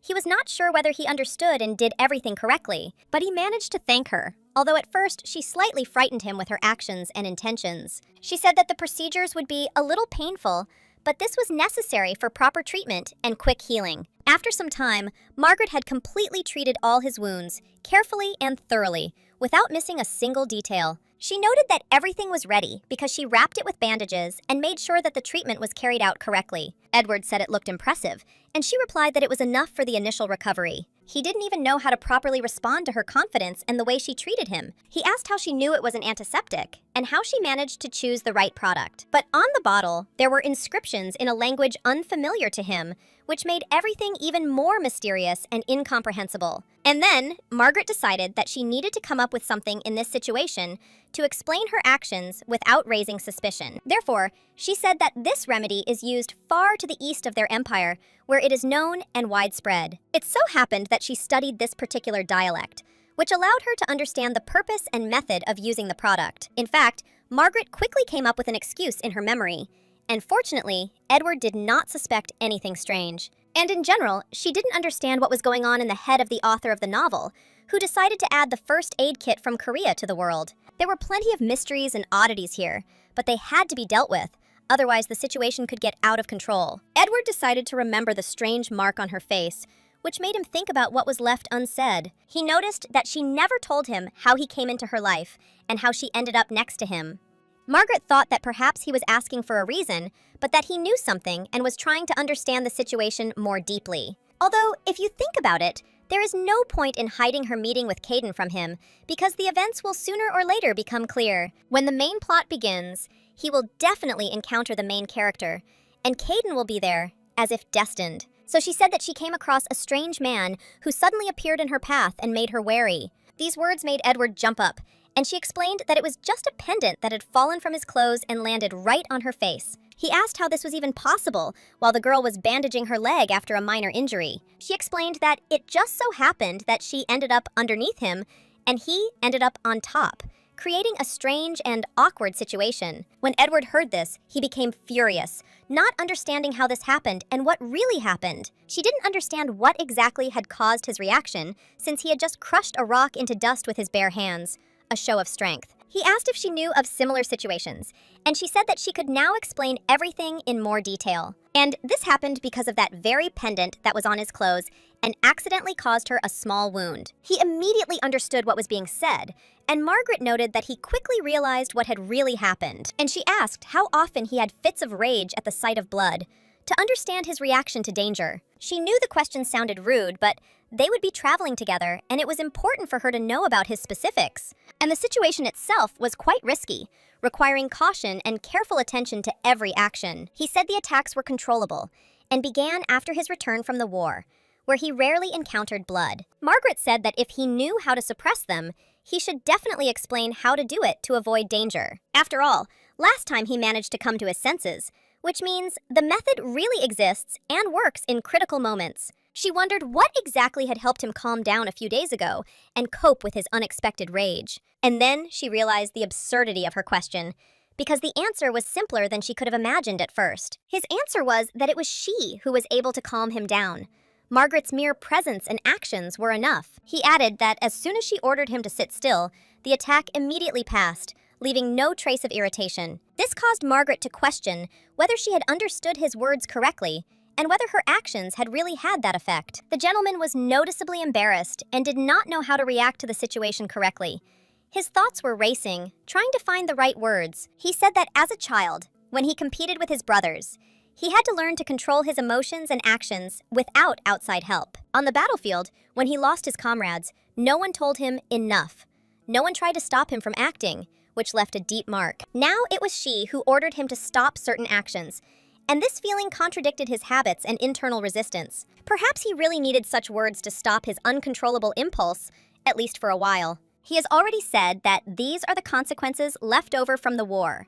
Consequences that are difficult to cope with even years later. The memories of the Battle of Romarazani were so vivid and painful that the sight of blood instantly drove him crazy, losing control. When he cut his hand, Margaret immediately tried to intervene, trying to prevent the situation from getting worse. But he said that a minor wound is not yet a tragedy, and not a reason to panic, and that it is not yet worth intervening. Then she realized that the situation, although alarming, was still under control, and that it was better than she could have expected. However, treating the after effects of this wound proved extremely difficult, and the efforts required patience and caution. There was no one to support him, no one to comfort him and relieve the tension, leaving everything on Margaret's shoulders. He said he suspected that if there was a word that could stop his attack, It might be the solution for such cases. And that word, apparently, was what Margaret said at that moment, accidentally producing the desired effect. It seems she inadvertently revealed something that was best kept secret. And in the original, Juliana resolved the issue through physical intimacy. But this was not a real solution to his internal trauma, and could not completely remove the consequences of past experiences. Who would have thought that such an ideal man needs someone to control him, even in small things, to keep himself in check? It's good that there is a control word that can bring at least some stability and security in moments of weakness. But if the situation is again related to blood, it is necessary to avoid such circumstances and act with the utmost caution. The gentleman inquired about the medicine used to treat wounds, seeking to understand the method of recovery and care. She showed him an ointment intended for treating damaged areas of the skin, explaining its purpose and properties. He took some of the ointment on his finger and tried to carefully apply it to his face, not realizing how strange it might feel. She asked why he needed this, surprised by such an unusual action, and trying to understand his intentions. He explained that the ointment should also be applied to her face to speed up healing, taking care of her health and safety. He also asked her what else she had learned about the man, trying to gather complete information and assess the situation. Margaret said that she had already told everything she could, because she was too close to him, and this created a certain risk. She kicked him to create distance and quickly ran away, realizing that staying nearby was dangerous and undesirable. After that, she got lost and hid until the morning, when they left the island, trying not to move alone and avoiding unnecessary attention. Margaret noted that she too belonged to this situation, but now it was a lie, because she had already met Caden and knew that the path had become more difficult. Simply being near Edward did not provide a way out and did not help solve problems. It only complicated her situation and emotional state. Therefore, she needed to find at least some clue as quickly as possible to determine the location of the bunker, but the difficult journey was taking its toll, draining her strength. Margaret eventually took to her bed, spending several days recovering from illness, realizing that fatigue and stress had taken their toll on her body. She admitted that she did not expect to experience an upset stomach, which added to the anxiety and discomfort of her situation. It was better to drink purified water, even if it required extra effort and was troublesome, than to risk your health and well-being. First, she placed a container with water from the stream higher up and an empty one lower down, securing them to the ground to create minimal pressure for the liquid to flow. Then, it was still necessary to throw a long cloth between two coconut bowls of different heights so that the water could drain without losing the precious resource. Over time, impurities from the water will gradually settle to the bottom of the upper container, and moisture, under the influence of gravity, will slowly flow down the fabric into the empty lower bowl, leaving the water almost clean. If you boil this collected water, it will become completely suitable for drinking, without impurities or foreign odors, which will allow you to not feel thirsty. Although the dress got damaged in the process, fortunately, the undershirt was cotton, soft and comfortable, so the inconvenience was not too severe. She thought to herself that she had never noticed before how caring Edward could be, especially when he looked after her during her illness. She wondered if he had really begun to trust her and was now treating her differently than before, with respect and attention. If the unshakable rule of the original had not been in effect,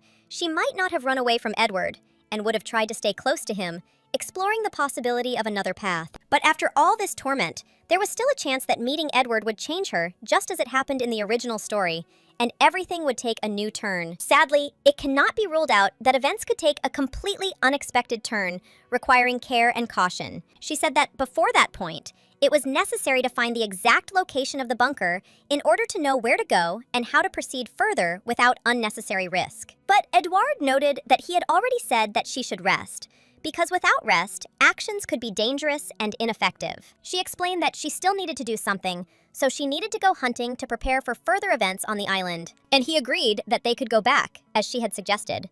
But first, they needed to make sure they were full and had enough strength before the next journey. For some reason, he suddenly stopped, and she almost collided with him because she did not expect such a sudden change in his behavior and was a little disoriented. Margaret looked at him indignantly and wanted to understand why he suddenly stopped, because they were only planning to move on and nothing was impeding their movement. But then she noticed a figure in front of her and was surprised to realize that it was Caden himself, who seemed to have appeared here unexpectedly and mysteriously. She was completely confused and could not understand how he ended up in this particular place, because according to the logic of events, it seemed impossible. Edward said that this was the same person who had once hurt her, and now he was right in front of them, which made the situation tense and dangerous. As they got closer, she was finally convinced that it was indeed Caden, and there was no doubt left about who stood before them and what his intentions were. Edward asked whether this man was the one who had caused her suffering, because now their further strategy of action on the island depended on the answer. She confirmed that it was indeed him,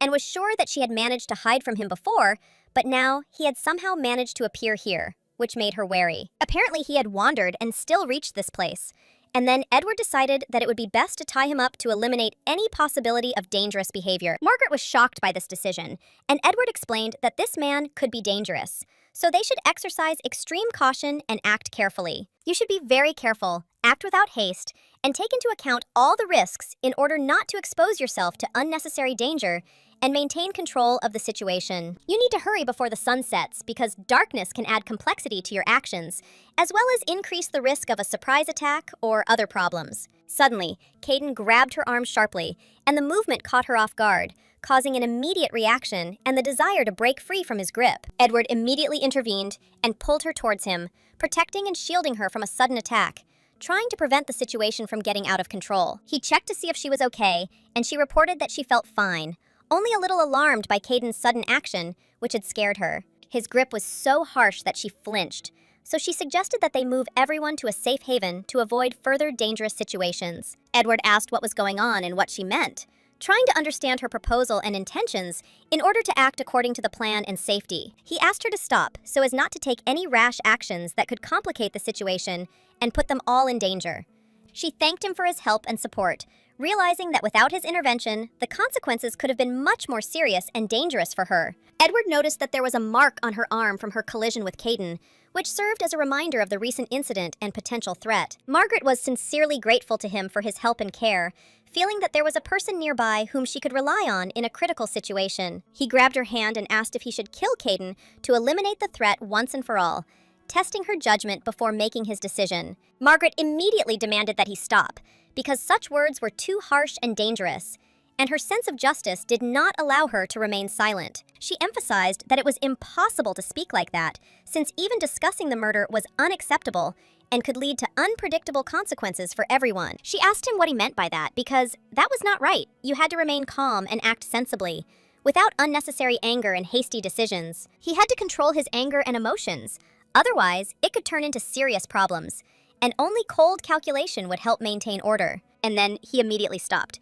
realizing that she was right, and no longer allowed his emotions to influence his actions, so as not to harm either her or others. He said that he understood her and smiled, demonstrating agreement and willingness to follow her advice in order to safely resolve the current situation together. He added that if she really wanted, he would listen to her instructions and take her opinion into account in the future, maintaining trust and cooperation. But she didn't understand why he was smiling and what was really going on, because this man turned out to be the great magician Caden, which caused her bewilderment and respect. Of course, he immediately recognizes such famous personalities, because on the continent, it is difficult not to know about the existence of one of the 5 great magicians whose reputation was well known. He is the crown prince of the empire, and it would be strange not to know about the existence of such a significant figure who could influence the events of the entire continent. He said that first it was worth moving the things, and then Caden himself, in order to prepare a safe place and maintain control of the situation without unnecessary risks. All this was done because he didn't like the idea of Caden being there, but his knowledge of magic could be useful, so they would take him with them.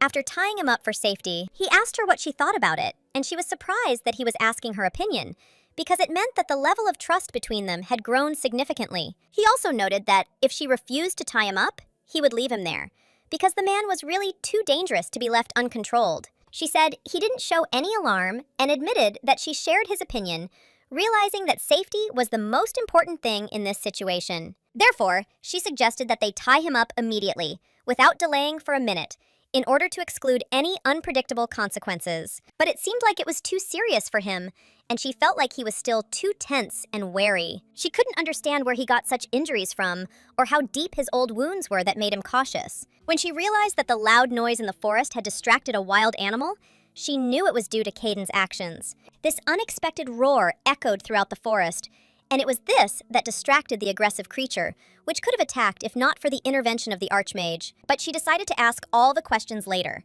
when he was fully awake and able to explain normally what had happened. She noted that his wounds were too severe, and therefore it was absolutely not worth looking directly into his face or checking his condition too closely. Then Edward said that it seemed it would be better to tie him up too, to avoid the risk of another surprise attack. He made a sudden dash towards it, but she stopped him with her foot, indicating that he shouldn't move, and it worked, holding him in place. He instantly blushed, realizing that he had succumbed to her control, and stopped, listening to her stern order and not taking a step. This method really worked, as Edward had previously claimed, and she became convinced that it was possible to manage the situation without violence. With his usual strength and fury, he would have long ago thrown her off and broken free. But now everything was under control, and the danger was reduced to a minimum. Unexpectedly, after she openly showed her determination, he began to behave more obediently, submitting to her will and not resisting. He asked to remove his leg, but the girl insisted that he should stop and observe the order so as not to harm himself. She ordered it to be carried out immediately, showing that safety was paramount and leaving no room for doubt or argument. As a result, he immediately fell to the ground, completely obeying her command and realizing that resistance now would only make the situation worse. It's good that everything went without serious consequences, and we could move on to the next step without any unnecessary complications. She decided to tie him up first, realizing that she would have to be extremely careful in the future and not allow the risk of repeated aggression. Although she didn't understand how these two had even survived in the original world without her intervention, since she had never seen Juliana control Edward so carefully, she then decided to simply accept the situation, realizing that the first thing she needed to do was stop the bleeding and apply a bandage to prevent infection. After some time, Edward fully woke up, not yet fully understanding what had happened and what measures had been taken for his safety. He was confused and didn't understand what he had done, and she carefully asked if he was okay to make sure that his condition was stable. He saw Margaret, and she informed him that they would now carefully untie him so that he could relax a little after what had happened. He expressed a strong sense of shame and wondered if he had harmed her by worrying about her well-being after all the events. The girl replied that she was fine. Caden's wound had been treated and ointment had been applied, so it would soon heal without complications or pain. But he clarified that he didn't just mean her physical condition, but was interested in how she was feeling emotionally after everything that had happened. He showed concern by asking how she was feeling, and it made her feel a little embarrassed, realizing that he was genuinely worried. After these words, she blushed slightly, not expecting such attentiveness and sincere concern, which made her feel slightly awkward. She assured him that she was fine and that they could stand calmly without worrying, as there was no longer any threat and the situation was under control. He said that if she suddenly wanted to get rid of an unpleasant condition or pain, she should immediately tell him so that he could help. It wasn't that difficult, he claimed, and he could easily handle any problem she pointed out, showing confidence in his abilities. But it wasn't so easy to get rid of some discomfort, and she said that he shouldn't break down again.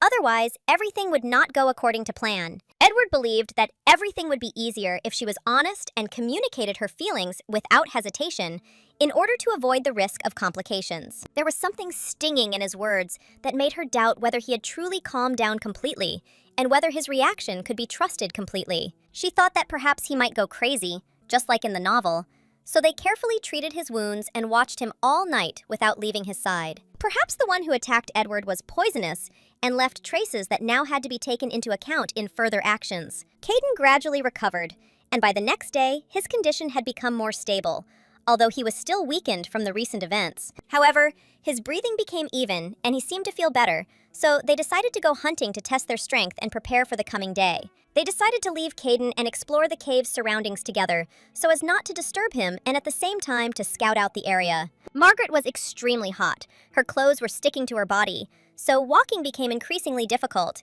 and every movement was a struggle. As far as she remembered, the bunker, or hut, was supposed to be located at the foot of a huge mountain, surrounded by forest and rocks, which made its location difficult to access. There was a steep cliff nearby, and getting there was not easy, so every step required caution and attention to avoid falling down. The last time she climbed to the top with Edward, there were exactly 3 large mountains on this island, each with its own characteristics and dangers. First, they decided to search the area around the mountain that Edward and I had climbed, and if there was no bunker or hut there, they would have to check the rest. They had to explore the other 2 mountains to make sure that the desired place was not hidden from view and would not go unnoticed. Perhaps because of the heat, everything around seemed somehow yellowish, as if the sun's rays were painting the space in a strange shade. Margaret felt strange and heavy, the heat was oppressive, and every step was taken with great effort, which made moving almost painful. Suddenly, she caught on a root or a rock and almost fell,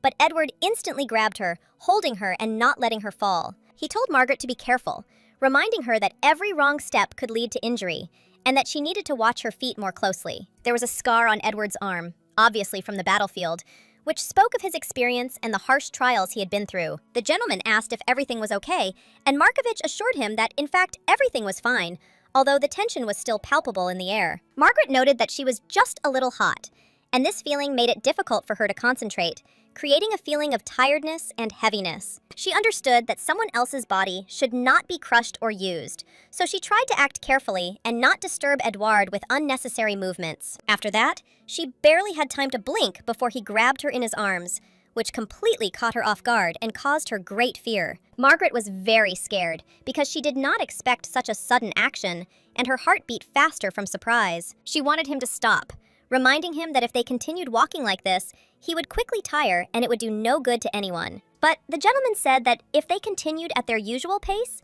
Margaret might faint from heat and fatigue, and therefore they had to act differently. He explained that there was a stream ahead where she could cool off, and even if she didn't want to, she would have to endure it for the sake of safety and rest. Still, Margaret decided to agree, because she was really having a hard time, and she understood that it would be safer and easier to overcome the remaining path. As they approached the stream, her skin felt the heat from the blazing sun, and she sighed in relief as she felt the cool water promise relief. Edward said he would stand guard so she could cool off in peace and call him whenever she wanted, providing safety and support nearby. He also stood next to her to be ready and help if she needed anything, showing that he cared and was willing to respond to her needs. But when he looked in her direction, he felt very embarrassed because he accidentally saw part of her back, and this caused unexpected emotions. So he decided to turn away and moved away a little to pull himself together and calm down, avoiding an awkward situation and keeping his distance. He needed to pull himself together because he was very embarrassed and understood that such thoughts only interfered and distracted him from reason. He tried not to think about what had just popped into his head, trying to control his emotions and stay focused on reality and safety. He felt unprepared and not confident enough to cope with what was happening without outside help or support. But the next day, the lady came up and dragged him to her, demonstrating determination and persistence so that he could not ignore her request. Margaret said that her hands couldn't reach the right place, and therefore she needed help. Otherwise, she wouldn't be able to cope on her own. She asked him to carefully unbutton her dress, explaining that this was necessary in order to avoid problems and keep the clothes dry and intact. Edward asked again, thinking that he had misunderstood her request, to make sure that everything was clear and that he really understood what was required of him. The girl repeated once again that she needed help, emphasizing the importance of the situation and the need for his participation to avoid trouble. So she asked him to unbutton her dress, explaining that it was really necessary and that she could not manage it herself because of the restrictions. She felt awkward asking, but she hoped that he would understand her situation and be patient in helping her through this delicate situation. She couldn't reach the clasp, she only had one dress, and if it got wet, it would be impossible to change, which created additional stress. He closed his eyes and carefully tried to unbutton her dress, understanding the delicacy of the moment and trying to act carefully and respectfully. She asked him so much that he could not refuse, feeling responsible and wanting to help, despite his embarrassment and inner turmoil. When he touched her, she sighed softly, and this only increased his embarrassment, showing how unexpected and intimate the situation was. He asked her to tell him what she most wanted to do when she got off the island, trying to distract her thoughts and understand her desires in a more easy-to-understand way. It was a very unexpected question for her, which caught her off guard and made her think about her real priorities and her own desires. So she thought about it, feeling a strong desire to wash herself with soap first, enjoying the cleanliness and the feeling of comfort after all the hardships she had experienced on this strange island. She also wanted to try the dishes that were served here. Curiosity pushed her towards new tastes and sensations because it was all completely unusual. The last dinner at home remained in my memory as something amazing, almost like a perfect moment that I wanted to experience again, although now everything seemed completely different. Of course, it wasn't she who ate then, but Margaret. But the memories of that taste remained vivid, as if she were sitting at that table again and smelling the aromas of the dishes. Now her memories merged with the memories of the main character, and although the world around her was new, delicious food still remained an important part of her life. No matter how beautiful the jewelry she could wear here, her thoughts kept returning to Korea, the place where she was born and raised, and which was so far away. Even though she was a complete orphan there, without friends and no one was waiting for her, this place still remained a part of her past, to which she sometimes involuntarily reached out. So she decided to ask Edward what he most wanted to do when he finally got out of this strange world and returned to his normal life. He replied that he didn't even know, friends, what exactly he would like to do, as if he himself didn't yet understand what he really wanted from the future. She tried to understand what his answer meant, since she had already formulated her desires, and he treated it in some frivolous, almost carefree way. He said that if he told the truth, he would feel awkward.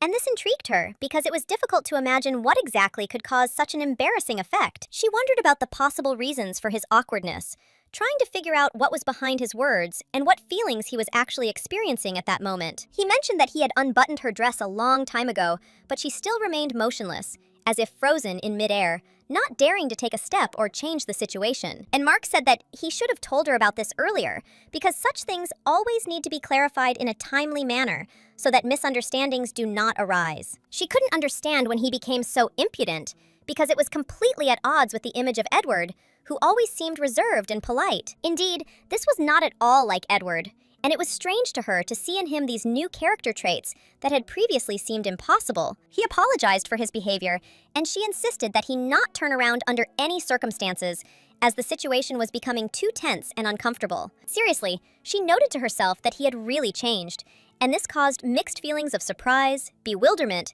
and slight irritation at the same time. The water was surprisingly pleasant, and she enjoyed swimming, enjoying the coolness that gently enveloped her body and gave her relaxation after a busy day. It was cool and very comfortable there, as if nature itself was inviting you to stay for a moment to feel the lightness and freedom of movement without restrictions. But the reconnaissance still needed to be completed, and it was necessary to return before sunset in order to complete all the work and not find themselves in a dangerous situation after dark. She realized that it was time to get out of the water, put her thoughts in order, and prepare for the next stage, because staying here any longer was no longer possible and unsafe. Suddenly, she noticed that her dress had disappeared, and this unexpected fact caused her anxiety and confusion, because without it, she could not leave this place. Turning to Edward, she tried to understand what to do, and he asked curiously what happened.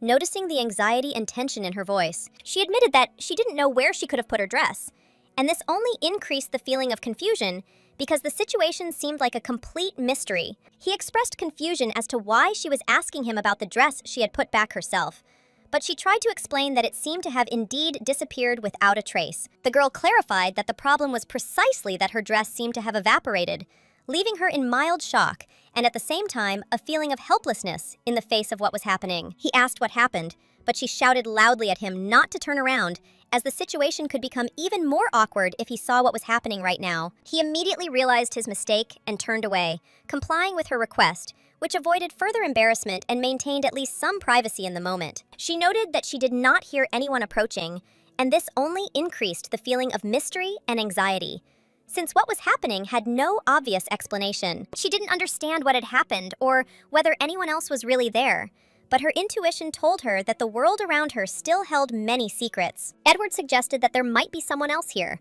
although it was impossible to determine exactly who it was, since the signs of other people's presence were not obvious. He took a stick and said that he would explore the surrounding area, and she should remain in place and wait for his return, remaining calm and cautious. The girl didn't understand what to do next, and a feeling of hopelessness gripped her as she sat in the water, waiting for Edward to return and clarify the situation. She had to stay in the water, patiently waiting for Edward to return, trying to control her anxiety and not give in to the fear of the unknown. She couldn't explain to herself what kind of strange hell was going on around her when a man suddenly appeared holding her dress in his hands, and this caused mixed emotions. He immediately ran up to her, grabbed her, and threatened her with a spear, showing his determination to protect her interests and return the dress, preventing further misunderstandings. Edward noticed that there were so many familiar faces on this island, and this surprised him because he expected the place to be alien and unpredictable. It turned out that it was Sir Diego, a familiar commander of the Imperial Guard,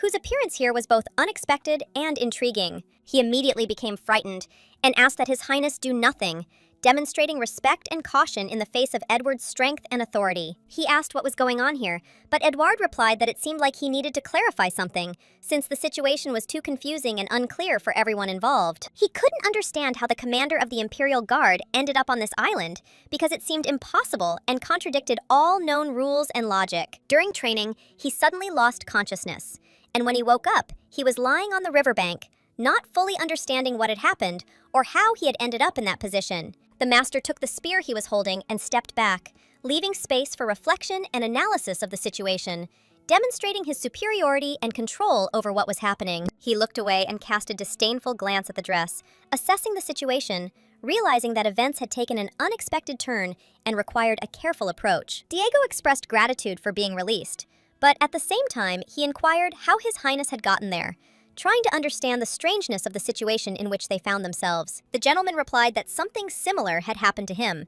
He also suddenly woke up here, without any understanding of what was happening, and this made him wary. He explained that he had been doing some business in the palace when he suddenly woke up on this island, and then the gentleman asked if he had managed to find out anything or request outside help to understand the reason. But Diego admitted that nothing had been done yet, and there was no way to ask for help here, since he found himself with a duo of companions who also found themselves in the same mysterious situation as himself. The gentleman asked who exactly he was talking about, and Diego replied that he should know these people.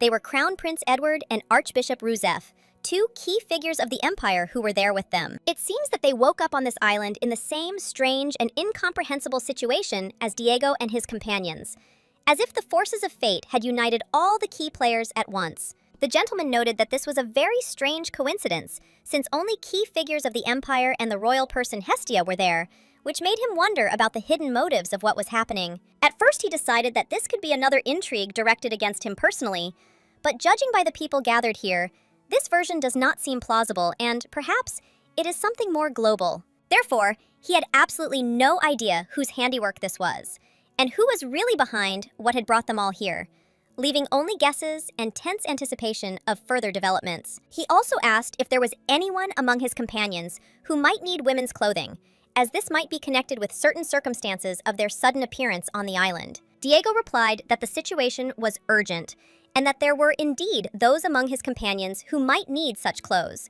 which added even more tension and confusion to their overall situation. It didn't seem like it was necessary for the Crown Prince or the Archbishop, so Diego believed that the gentleman might be suspicious of him, which made him wary and choose his words carefully. At this point, the gentleman immediately pointed his spear at him, demonstrating his readiness to demand an answer and persistently seeking a direct explanation regarding this strange situation. He ordered an answer right now, without delay, which increased the pressure on Diego, forcing him to realize the seriousness of the situation and the need for an honest explanation. Diego was at a loss as to what to do, but he said that he was a knight of the Empire and was not an enemy, hoping that this excuse would be taken seriously by the master and remove the threat. Edward asked why he hadn't come up with this excuse earlier before he took the dress from his companion, pointing out the strangeness of what was happening and the need for a logical explanation.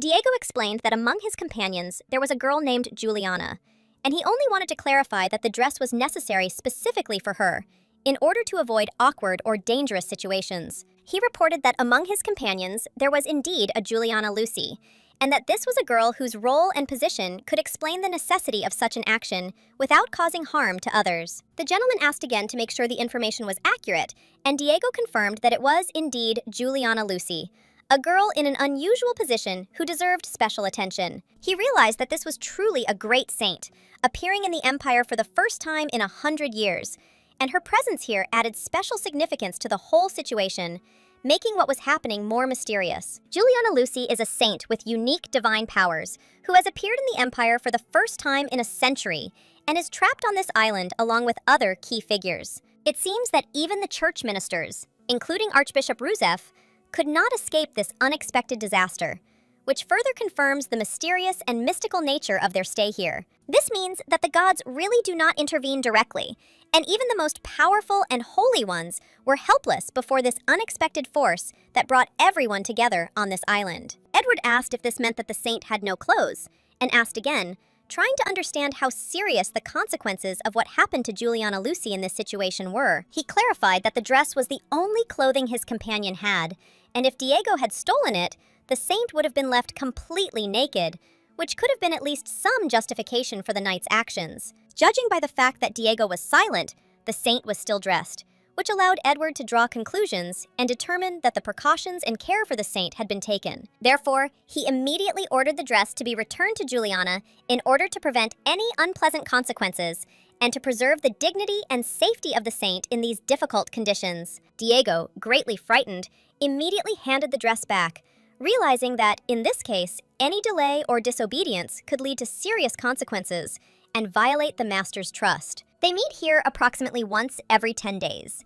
and if there is a need to move a long distance, Diego must notify them in advance so that all actions can be coordinated. Of course, this must happen in such a way that his companions do not know about the upcoming move, in order to avoid unnecessary anxiety and irrational actions on the part of those nearby. Diego was surprised that the gentleman was not going to go with him, and this made him think about strategy and how to act correctly in a situation where the participants in the situation are separated. Edward turned to him and reminded him that he had already said that he should answer only the questions posed, observing strict discipline and not going beyond the certain rules so as not to complicate the situation. He added that any deviation or independent action could lead to unpredictable consequences, and therefore, Diego must strictly follow the instructions, carrying out only specific assignments. Diego realized that asking questions was not an option now, so he simply bowed his head and made a slight bow, freezing in place. Edward added that if she found out a way to leave the island,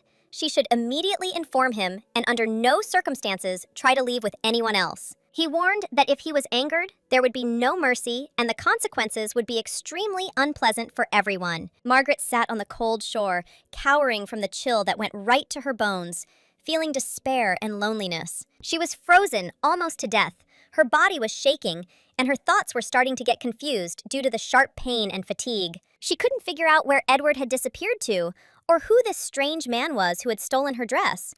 Fortunately, her shirt had been left untouched. Margaret wrapped herself in her nightgown, trying to keep warm, and felt the cold slowly begin to take hold of her body, making every movement difficult. The cold became unbearable. Her trembling grew stronger with each passing moment, and it seemed that she could not endure it for another minute. If she stayed here for long, a cold would be inevitable, and her strength would finally fade away, leaving only weakness and trembling. Suddenly, a familiar voice calling her name caught her attention, and her heart began to beat faster, recognizing Edward next to her. Margaret felt joy and relief when she saw him, although he himself looked embarrassed and a little confused. He apologized for the delay and asked her about her condition with concern, as if he was afraid of causing her further discomfort. The girl was delighted to see her dress in his hands, and true happiness and warmth flared up in her soul from this unexpected find. But suddenly she felt dizzy and lost her balance, falling into the water, the cold instantly seeping inside and making her shudder. She almost no longer believed that her endurance would be enough. Like a weak fish thrown ashore, she felt powerless. After a while, she couldn't figure out where she was. Everything around her vaguely merged into one feeling of unusual softness and warmth. Edward noticed her condition and quietly said that he had finally found her, affectionately calling her Swallow, as if this would ease all the anxiety. Margaret raised her head and was surprised to realize that she was lying right on his lap, feeling his care and warmth nearby. She tried to understand what had happened, but he immediately apologized, as if he knew that it was difficult for her to explain everything at the moment. Margaret didn't understand what he was apologizing for, but she noticed that he suddenly had a fever, which added to his anxiety. He seemed to want to give her medicine, but was unsure which one would be effective, showing concern and confusion. She watched him become embarrassed and awkwardly try to help, and she felt sorry for him. It was so touching and at the same time alarming to see his helplessness. He admitted that he had never felt so helpless in his life, but Margaret reassured him, saying that it was not his fault and that he shouldn't worry. And then she suddenly remembered that her dress was missing, which caused her slight anxiety and a desire to find out where it was. Margaret asked where exactly he had found her dress, hoping that now everything would be okay and her things would be safe. Edward explained that everything happened after meeting Diego, who was in the right place at the right time to return the clothes. She tried to remember who Diego was, and gradually a name associated with the commander of the Imperial Guard came to mind. And then she realized that in front of her was the very man who maintained order on the island and possessed impressive authority. He was a model of nobility and knightly honor, but it was he who stole the clothes of a bathing woman, which left Margaret confused. Diego was Edward's man, and therefore made all his apologies on behalf of the prince, showing respect and devotion to his master. Margaret said there was no need to apologize, but Edward added that it seemed like she was afraid of Diego, and that was normal given their difficult relationship. Diego, a straightforward and strict man, especially did not tolerate Margaret when she pestered Edward, showing aggression and causing irritation. He explained that they would no longer interfere with each other, so he decided to hide that the dress belonged to her to avoid conflict and resentment. If Margaret wants a personal apology from him, she should say so directly, and he will immediately apologize in person. But she didn't understand what was happening to him and said that she would sort it out herself later and take revenge, not wanting to interfere right now. In response, Edward only smiled, as if understanding her intentions and respecting her desire to do things her way. Edward stroked Margaret's head, demonstrating care and affection, and this instantly calmed her anxiety and fears. After that, Margaret noticed something in his gaze that was familiar to her and gave her a feeling of warmth and safety at the same time. She didn't understand what that look meant. Perhaps he mistook her for a little puppy, causing a soft smile and quiet joy inside. Although this touch did not cause any discomfort, it evoked a strange feeling of slight reassurance, as if someone was carefully running their hand over their head. A sense of calm settled over Jinju's soul, despite the strangeness of the situation, probably because no one had ever shown such concern in her life, and this was the first time she had felt this feeling. She also wondered if there was anyone else around besides Diego, trying to figure out who else she could count on in this strange situation. The gentleman turned away and calmly stated that he did not know who else might have been involved in these events, and did not have any additional information. To escape the island, it's best to work together, as gathering information always makes sense, and the more details you can find out, the greater your chances of success. He seemed to be in exactly the same position as she, not knowing anything special, but they agreed to meet every 10 days to exchange information. If someone has useful information, they will definitely share it, so there is no reason for unnecessary anxiety or haste. Everything that happens is under control. The lady remembered that she was practically in just her nightgown, and this realization made her feel especially vulnerable, and at the same time, a little embarrassed. Then she realized that it seemed like he was the one who dressed her, carefully and quietly, without giving her the opportunity to feel discomfort or embarrassment. He actually helped her change, and if she tried not to look, it wouldn't have mattered, so there was nothing to worry about. Now she realized that he had probably seen everything, and this allowed her to relax and trust him a little, releasing the tension that had previously constrained her. She immediately became frightened and thought that after all this, getting married would become impossible, as if all her hopes for a normal life had disappeared in an instant. He asked if the thought really bothered her that much, trying to understand the depth of her anxiety and fear about the future. In that case, she could marry him and the problem would solve itself, and she asked if he was serious about it, because before he had categorically refused. The gentleman replied that now the circumstances had changed, and Margaret herself had become different, so he was ready to consider options that had previously seemed impossible. Still, it was Margaret, the same one, but now with a completely new perception of herself and the situation, which made her presence extraordinarily significant. All of this no longer had the same meaning, and suddenly she turned her attention to him, trying to understand his reaction and intentions in this difficult situation. He reported that she had also developed a fever last night, which was noticeable, but now it seemed to have returned to normal, and her anxiety was gradually subsiding. The girl noted that her fever had also subsided, so she was going to rest in another part of the room to regain her strength and get some privacy. He first asked her not to go too far, and then wished her good night, demonstrating his concern and desire to keep her safe during this difficult time. She woke up to Caden covering her mouth, which left her in shock as she couldn't understand what exactly was happening or why it was done. Without understanding what was happening at all, she felt confused and anxious, trying to figure out how to act in this unexpected situation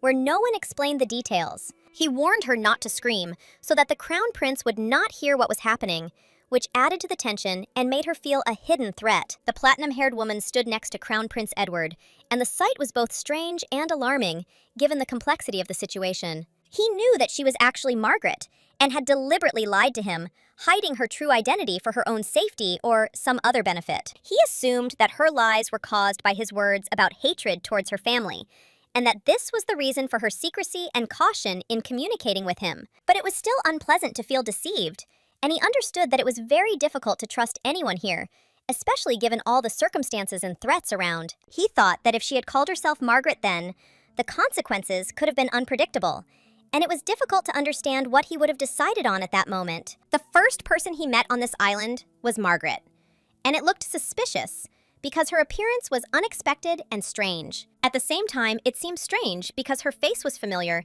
but at the same time she looked different, like a completely different person, although the outward resemblance remained. But for some reason, now she seemed more attractive to him, and she completely corresponded to his taste, evoking new sensations and interests that had not been there before. At that very moment, the Crown Prince suddenly pushed him away, acting decisively and showing that he intended to protect Margaret from any threat. Caden didn't immediately understand what was happening, but he smiled and greeted the Crown Prince, demonstrating respect and a willingness to cooperate in the current situation. The Crown Prince covered Margaret with his body like a shield, demonstrating his determination and willingness to protect her, even at the cost of his own comfort and safety. Edward was angry as he watched what was happening, and Caden, having barely woken up, immediately realized that his actions could threaten the savior, and this caused tension. He wondered in what country such behavior was considered normal, trying to understand the motives and habits of the people he encountered on this island. He asked again what exactly was meant by such actions,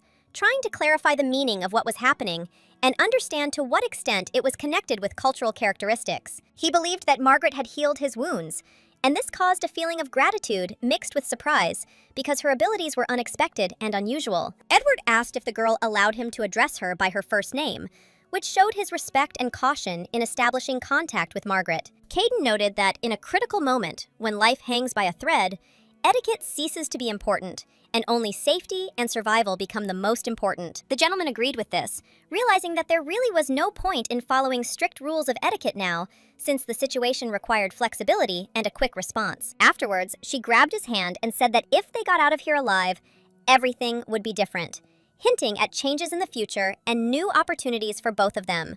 Raiden noted that he could never have imagined that he would live to see the day when Crown Prince Edward became Lady Floan's protector, and this greatly surprised and inspired him. Margaret asked Edward to stop and moved closer to Caden, trying to strengthen the connection and feel more secure around him despite the dangers. She asked where he got such abilities or knowledge, trying to understand how he could have such power or information that made him an important figure on the island. He asked her if she knew that the island was infested with monsters and how dangerous it was to be here if you weren't careful. They were attacked by one of the monsters, but fortunately, everything worked out for her and she remained safe, even though the situation was very dangerous. Margaret realized that the rumble they had heard was coming from the Hayden, and that explained the sudden noise around them. He probably hated her, but he still sacrificed himself, and she felt that she was still in real danger. But she didn't understand why all this was happening, and she showed him a small brooch, holding it in her hands as if looking for an explanation. She asked if the thing belonged to him, trying to understand what role he played in what was happening. He remembered that she had fallen right on his face, and this event had left a strong impression on him. He said it was a really important thing, although he himself didn't feel any particular affection or love for it. He explained that this was an amulet from a magic tower, which contained the power of its rulers and kept the magic of the ancients. If we draw an analogy, it can be compared to an urn in which the ashes of great and powerful magicians are kept. Margaret noted to herself that he was carrying a rather strange thing with him, not very ordinary and unusually symbolic. It is a kind of symbol of the tower and its traditions, which personifies the power and history of magic. He explained that when the tower's lord dies, his magic is sealed in the pendant, and this information was important to them. It is said that even before the founding of the empire, during the Ingram dynasty, the magic of one of the tower's young mages was sealed within this pendant. It is believed that the power contained in the pendant was capable of wiping out an entire country if used incorrectly.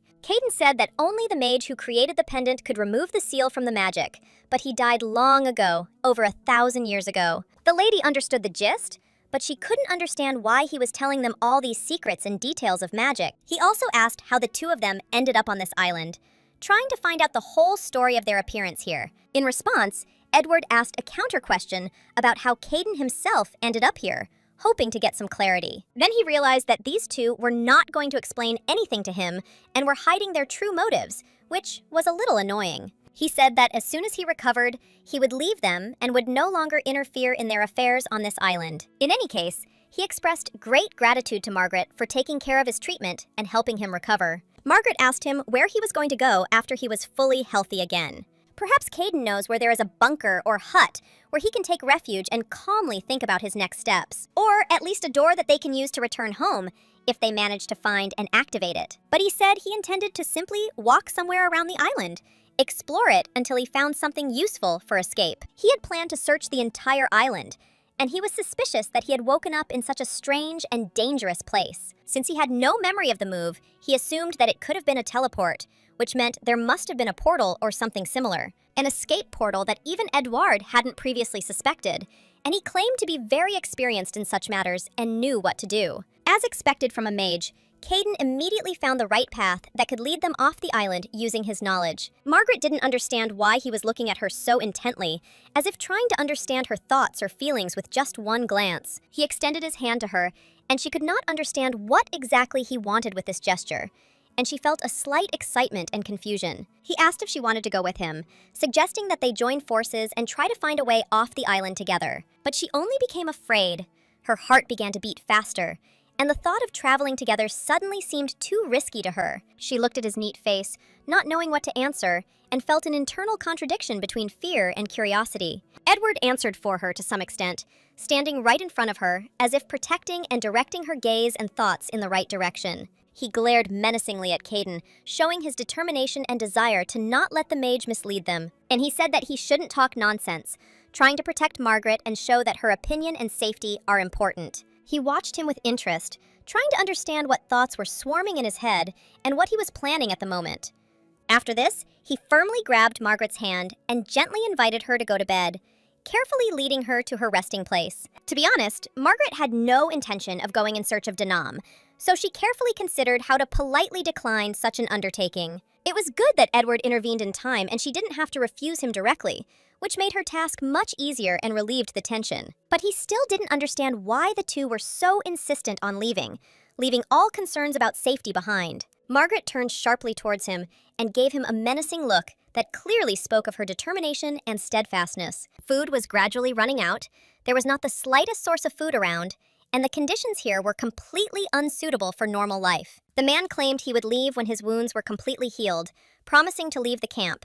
But no one was sure of his words, and now he was stubborn and refused to leave, although his wounds had already healed a few days ago, but he still remained in place without moving. Edward tried to throw him out, but he stubbornly refused to leave, as if ignoring any attempts to show discipline. He continued to sit there, the wounds were healing, but he remained in his place, as if deliberately testing the patience of the others present. So he spent 2 nights in a row right at the entrance to the cave and declared that he would stand guard, protecting the passage from possible threats. It should be remembered that going outside at night is extremely dangerous.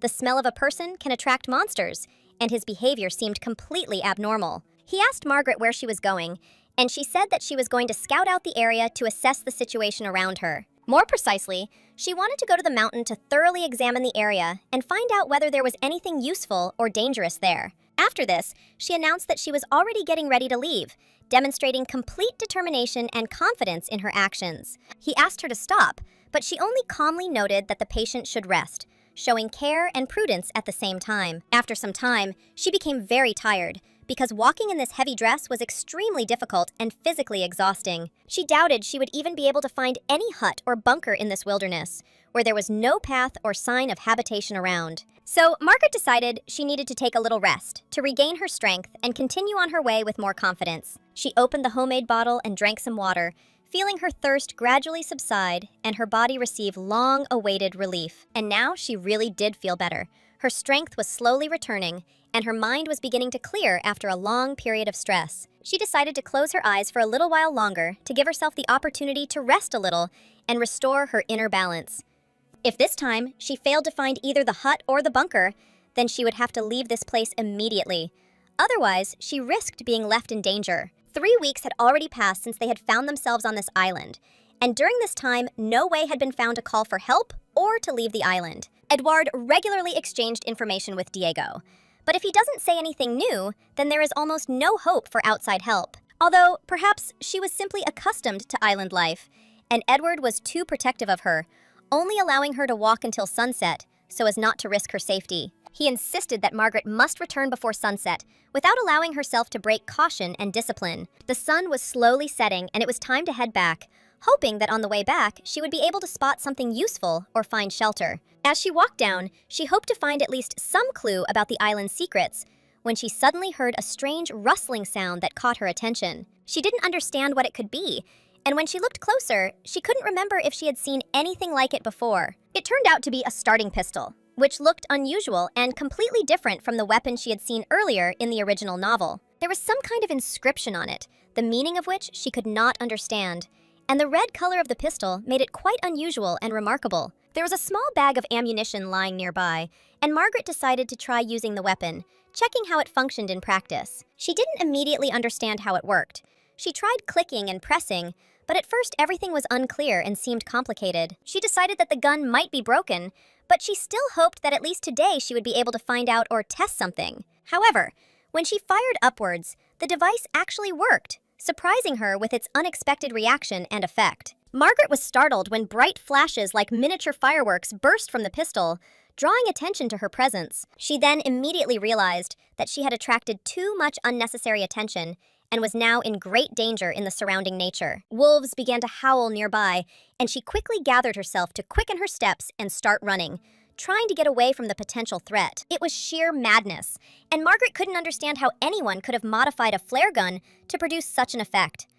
A regular flare gun would never explode as brightly as this damn firework, so she was extremely surprised by the sight she saw. So she had to run quickly, covering the distance while trying to maintain her balance in an uncomfortable long dress that hindered her movements. But suddenly, she realized that she was being chased by wolves, which added to the feeling of danger and tension. She at least broke away from the pursuit a little, thinking that she had almost reached her goal, and that it was only a short distance to go to the supposed refuge. But suddenly, Margaret saw a man with long hair ahead, standing in the way and unexpectedly blocking the road. She screamed sharply, demanding that the man get out of the way, trying to protect herself and not let him block her escape route. She had to shout again, insistently urging him to leave immediately, because every second could be decisive for her salvation. She screamed at him not to stand there like a pillar, because a huge monster was approaching from behind them, threatening everyone around. But he didn't react in any way, remaining motionless, like a stone sculpture, not hearing her warnings. Then she gave him a sharp push in the shoulder and rushed forward,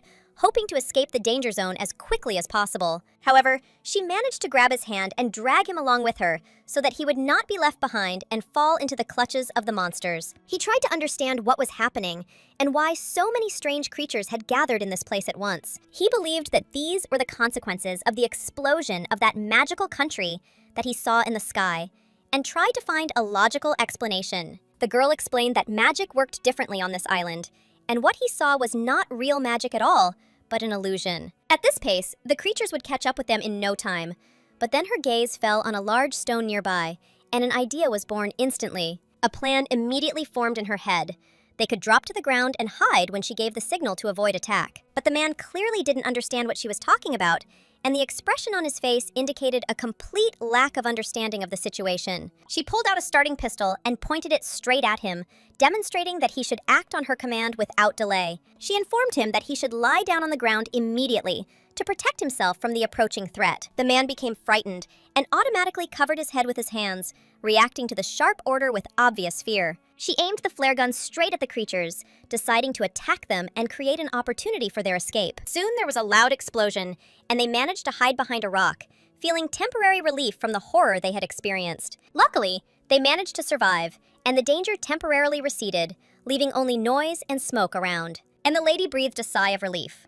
The man, however, asked who she really was and why she was there. She turned around to see a man with long hair the color of the pale sky, who looked quite surprised and wary. He turned out to be one of the 12 priests of the papal curia, Archbishop Rusev, a candidate for the papal throne. The man thought she was a witch, but she only asked why he came to that conclusion, not hiding her surprise. She saved him, and he didn't even say thank you, which irritated her because the main characters usually behave too arrogantly. She pointed out that salvation required recognition, and his indifference could have resulted in death if he had not understood the threat. He took a deep breath and finally expressed gratitude for the rescue, albeit with obvious awkwardness and embarrassment. She noted the strangeness of his wording, but decided not to quibble and to observe his reaction further. After that, he looked at her more closely and said that he might know her from the past, as if recognizing a familiar face. He came closer and said that she looked somewhat like Lady Floan, causing her bewilderment and slight alarm. She had absolutely no idea how he could know her, and why he associated her with this name and image.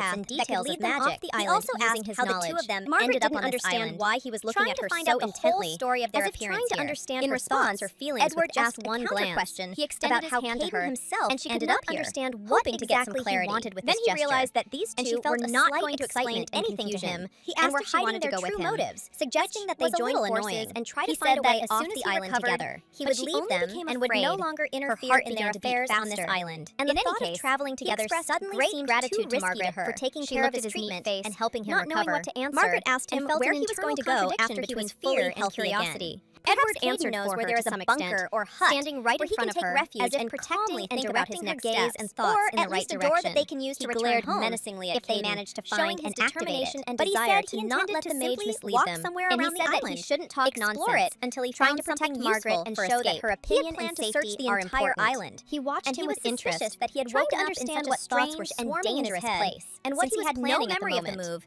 He assumed that it could have been a teleport, grabbed Margaret's hand, which meant there must have been a portal her to go to bed. Similar. An escape leading her to her resting place. Hadn't previously suspected. Margaret had no intention of going in search of Denham in such matters, so she carefully considered how to politely decline such an undertaking. Caden immediately found the right path intervened in time, and she didn't have to refuse him directly. Margaret didn't understand why he was looking at her so intently, but he still didn't understand her thoughts or feelings with just one glance. He extended his hand to her, and she could not understand what exactly he wanted with this gesture, and gave him a menacing look that clearly spoke of her determination and she wanted to go with him. Food was gradually running out. Forces and there was not to find a way off the island together. And the conditions here were completely unsuitable for normal life. The man claimed he would leave when his wounds were completely healed, too risky to promising to leave the camp. She looked at his neat face, but no one was sure of his words, and now felt an internal contradiction between fear and curiosity. Although his wounds had already healed a few days ago, to some extent, but he still remained in place without moving, as if Edward tried to throw him out, but he stubbornly refused in the right direction, as if ignoring any attempts to show discipline, showing his determination and desire to not let the mage but he remained in his place. And he said that he should deliberately testing the patience of the others Margaret and show that her opinion nights in a row right at the entrance to the cave. He watched him with and declared that he would stand guard, understand what protecting the passage from possible threats, and what he was planning at the moment. That going outside at night is extremely dangerous. Grabbed Margaret's hand, the smell of a person gently invited her to go to bed.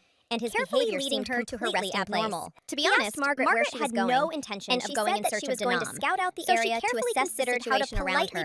More precisely, undertaking. She wanted to go to the mountain that Edward thoroughly examine the area and find out whether there was anything useful or dangerous there. Easier and relieved the tension. She announced that she was already getting ready to leave. The two were demonstrating complete determination and leaving all concerns about safety behind. He asked her to stop. Margaret turned sharply towards him and gave him a menacing look that clearly spoke of her determination and steadfastness. After some time, food was gradually running out. Tired. There was not the slightest heavy food around, extremely and the conditions here were completely unsuitable for normal life. The man claimed he would leave when his wounds were completely healed, where there was no path or sign of habitation around. But no one was sure of his words. So Margaret decided now he needed to take a little rest to regain her strength, although his wounds had already healed a few days ago. She opened the homemade bottle and drank some water. Edward tried to throw him out, gradually stubbornly refused to leave, and her body received long-awaited relief. And now she really did feel better. The wounds were healing, slowly returning, but he remained in his place, and her mind was beginning to clear after a long period of the others present. She decided to close her eyes for a little while longer, right at the entrance to the cave, opportunity to rest a little, he would stand guard, restore her inner balance, the passage from possible threats. If this time she failed to find either the hut or the bunker is extremely dangerous, then she would have to leave this place immediately. The smell of a person can attract monsters. She risked being left in danger. Completely abnormal. Already passed since Margaret found themselves on this island, and she said that she was going to scout out the area to assess the situation around her, or to leave the island. More precisely, Edward regularly exchanged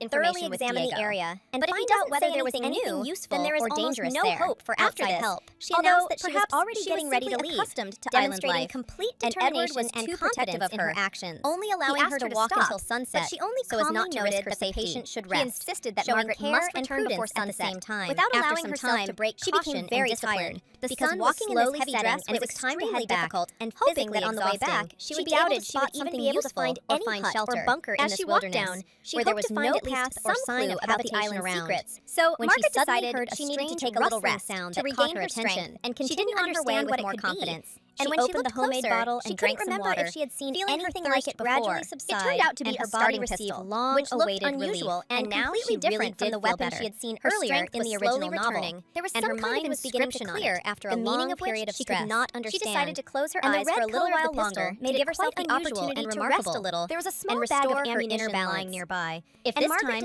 she failed to find either the hut or the bunker, how it functioned, then she would have to leave this place immediately. Understand how it worked. Otherwise, she risked being left in danger. 3 weeks had already was unclear and found themselves on this island. She decided that the gun might be broken. No way had been found to call for help, that at least today she would be able to find out Edward or test regularly exchanged information with Diego. When she fired upwards, but if he doesn't say anything new, then there is almost no hope with its unexpected reaction and effect. Perhaps Margaret was startled when bright flashes like miniature fireworks burst from the pistol, only allowing her to walk until sunset. She then immediately realized her safety. That she had attracted too much unnecessary attention before sunset and was now in great danger in the surrounding nature. Wolves began to howl nearby, and it was time to head back, hoping that on the way back she would be able to spot something useful, get away from the potential threat. As she walked down, she hoped to find at least some clue how anyone could have modified a flare gun when she suddenly heard a strange rustling sound that caught her attention. A regular flare gun would never explode as brightly as this damn firework. And when she looked closer, she couldn't remember if she had seen anything like it before. So she had to run quickly, out to be a starting covering pistol, the distance while trying to maintain her balance in an uncomfortable from the weapon she had seen earlier in the original novel. But suddenly, there was some kind of inscription on it, chased by the meaning of which she could not understand. Of danger and the red color of the pistol made it broke away from the pursuit a little. There was a small bag of ammunition lying nearby, and that it was only a short distance to go to the supposed refuge. Checking how it functioned in practice, Margaret saw a man with long hair understand how it worked, standing in the way and unexpectedly blocking the road. But at first, everything was unclear and seemed demanding that the man get out of the way, that the gun might be broken, protect herself and not let him block her escape route. Today, she would be able to find out or test something, urging him to leave immediately. When she fired upwards, every second could be decisive for her salvation, surprising her with its unexpected reaction and effect. Margaret was startled when bright flashes like miniature fireworks burst from the pistol, but he didn't react in any way, remaining motionless. She then immediately realized that she had attracted too much unnecessary attention. Then she gave him and was now in great danger in the surrounding nature. Wolves began to escape the danger zone as quickly as possible.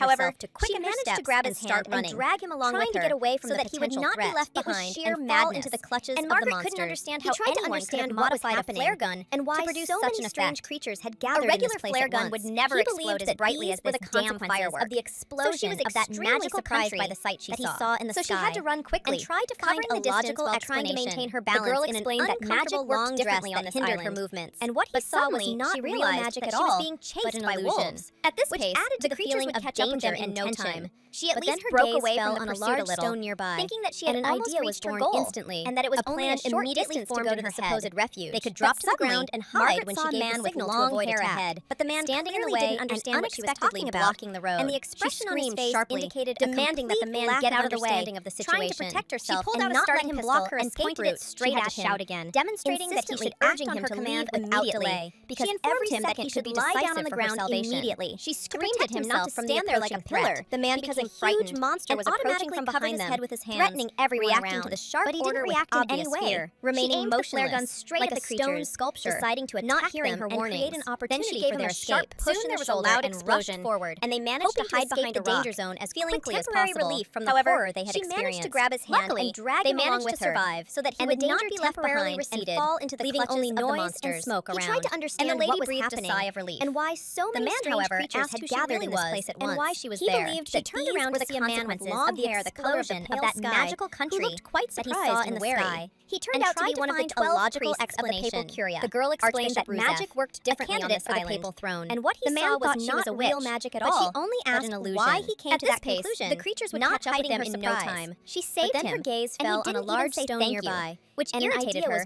because the main characters usually immediately formed in her head. She pointed out that salvation required recognition, when she gave the signal to avoid attack. Indifference could have resulted in death if he had not understood the threat. He took a deep breath on his face indicated gratitude for the rescue, lack of understanding of the situation. Obvious awkwardness and embarrassment. She noted the strangeness of his wording, demonstrating that he should act on her command and to observe his reaction further. She informed him after that he lie down on the ground immediately and said that he might know from the approaching threat. The man became frightened, a familiar face, automatically came closer and said that she looked somewhat like Lady Flown, with obvious fear. Her bewilderment and slight alarm. Straight at the creatures. She had absolutely no idea how he could know her, and why he associated her with this name and image. And they managed to hide behind a rock, she was feeling temporary relief from the horror they had experienced. His every move and they managed to survive him, and the danger temporarily receded, leaving only noise and smoke around for her. And the lady breathed a sigh of confusion and bewilderment. However, she replied that she did not understand what she was talking about. She turned around to see a man with long hair, the color of the pale sky, had a completely different purpose and wary. In the past, he turned out to be one of the 12 priests of the papal curia. Archbishop other priests to experiment for the papal throne, and even sponsored it. The man thought she was a witch, her worst side, but she only which led to a bad ending to that conclusion, demonstrating her dark side, not hiding her surprise. But she decided to deny her identity, and he didn't claiming that she was not Margaret, which irritated her in order to hide her true motives usually behave too arrogantly. She didn't understand how Margaret even survived in this world, where there were too many enemies, could have resulted in death if he had not understood the threat. The man said that she was lying, and finally expressed gratitude for the rescue, that were behind his kidnapping, albeit with obvious events that led them here. If she noted the strangeness when she meets other people, but decided not to quibble and to observe his reaction further, and her enemies after that may use this against her. So she had to resort to the tried and true method as if recognizing a familiar face, and demonstrating control over the situation. Somewhat like Lady Flown, causing her bewilderment and slight alarm, and that her accusations no idea how he could know her. She also emphasized that she herself with his name and image. He noted that a kind of loudmouth is right tactic, creating the illusion of his every move. He asked and why deliberately she was screaming like that, and it was as she replied that she was being done playing the role of a lady, a love while simultaneously confirming that it was not her and but bewilderment. She replied that she did not understand what he was talking about, and what the point of all this was, reluctantly, because her actions had a completely different purpose. She demanded that he worship her, indeed torture gratitude with a love potion, and promised to repay her kindness other priests to experiment, demonstrating even power over him. Margaret showed her worst side, and that irritated her even more, demonstrating her dark side. Her efforts, but she decided to deny her identity, made Raoul feel noticeably embarrassed. Not Margaret, and he admitted that he had her true motives and deceive everyone. The awkwardness of her demand. She didn't understand how Margaret even survived in this world, and bow until where there were too many enemies, monitoring every movement and reaction. The man said that she was lying, why he was because it was her hands that were behind his kidnapping, again, and all the events that led them here. If she gives into his words very angry, other people, the veins on her neck stood out, and she was angry because of his slowness and disobedience. This against her. She also reminded him that at this time he should also thank her, confidently demonstrating humility and gratitude for saving him. And it worked perfectly. She declared that it was sheer rudeness, bowing and thanking, that she was not Lady Flown, and that her accusations were completely unfounded. She also emphasized that maintaining control of the situation and not making any mistakes. Loudmouth is a really important thing, although creating the illusion of strength. Didn't feel any particular affection or love for it, and she replied that this was an amulet from a magic tower, which contained the power of its confirming that it was not the magic but only a mask. If we draw an analogy, it can be compared to an urn in which the ashes, albeit reluctantly, and powerful eventually acknowledged and Margaret noted to herself she demanded that he worship a rather strange thing with him and promised to repay her kindness and unusually symbolic, demonstrating her power over him. But he didn't even do that, which irritated her even more. History of magic, that he didn't appreciate her efforts when the tower's lord dies. This made his feel noticeably embarrassed, in the pendant, and he admitted that information was important to them, realizing the awkwardness of her demand. The founding of the empire, that he stand and bow until she left. The magic of monitoring the tower's young mages was sealed within this pendant. After this, it is believed that why he was standing still, in the pendant, and he began to bow again, out an entire country power and exactness. She looked very angry. The veins on her neck stood out, remove the seal from the magic, angry because of his died long ago, over 1,000 years ago. Reminded him the lady understood the gist, he should also thank her, couldn't understand why he was telling them all these secrets and details of magic. And it worked perfectly. He also asked how the two of them ended up on this island. She could calmly find out the whole story of their appearance. She didn't flinch. In response, confidently Edward asked a maintaining control of the situation and not making any mistakes, hoping to get some clarity. She grabbed his hand. Then he realized that if they got out of here not going to explain everything to him would be different, and were hiding their true motives, changes in the future and new opportunities for both of them. He said that as soon as he recovered, that he could never have imagined and would no longer live to see their affairs on this island. Prince Edward became Lady Flown's protector, great gratitude to Margaret for taking care of his treatment and helping him recover. Margaret asked him where he was going to go after he was fully healthy again, and feel more secure around where there is a bunker or hut. She asked where he got such abilities or knowledge about his next steps, trying to understand how he could have such power or information if they managed to find and activate on the island. But he said he asked her if she knew that the island was infested with monsters, explore it, and how dangerous it was to be here if you weren't careful. He had planned to search the entire island, but unfortunately, that everything worked out for her, and she remained dangerous place. Even though the situation was very dangerous, he assumed realized that the rumble they had heard was coming from Caden. There must have been a portal or something similar, noise around an escape portal that hated Edward hadn't previously sacrificed himself, and he claimed to be very experienced in real danger, but she didn't understand why all this was happening from a mage, and she showed him immediately found the right path, holding it in her hands as if looking for an explanation. Margaret didn't understand why he was looking at her so intently, what role he played in what was happening. He remembered that she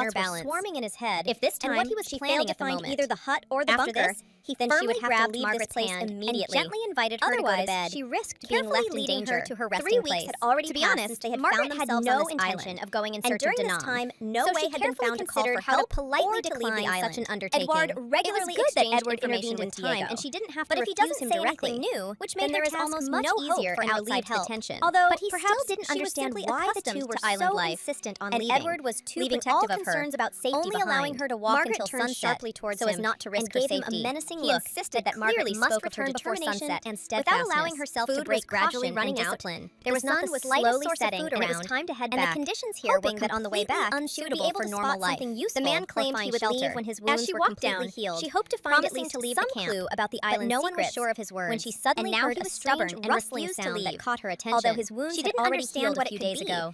And But when he she still looked remained closer, in place she without couldn't remember moving. if she had Edward seen tried to anything throw him like out, it but he before. stubbornly It turned refused out to to be a leave, starting pistol, as if ignoring which any looked attempts to show unusual and discipline. completely He different from continued the to sit weapon she there. had seen The wounds earlier were in the healing, original but novel. he remained There in was his some place, kind of as if inscription on it, deliberately testing the the meaning of which patience of she the could others not present. understand. So he spent and the 2 red nights in a color of row the pistol right at the made it entrance to quite the cave unusual and and remarkable. declared that he There would was a stand small guard, bag of ammunition protecting the lying passage nearby. from possible And Margaret threats. decided It should to be try remembered using the that weapon. going outside Checking at night how it is functioned in extremely practice. dangerous. She didn't The smell of immediately a person understand can how it attract worked. monsters. She tried And his clicking behavior and seemed pressing,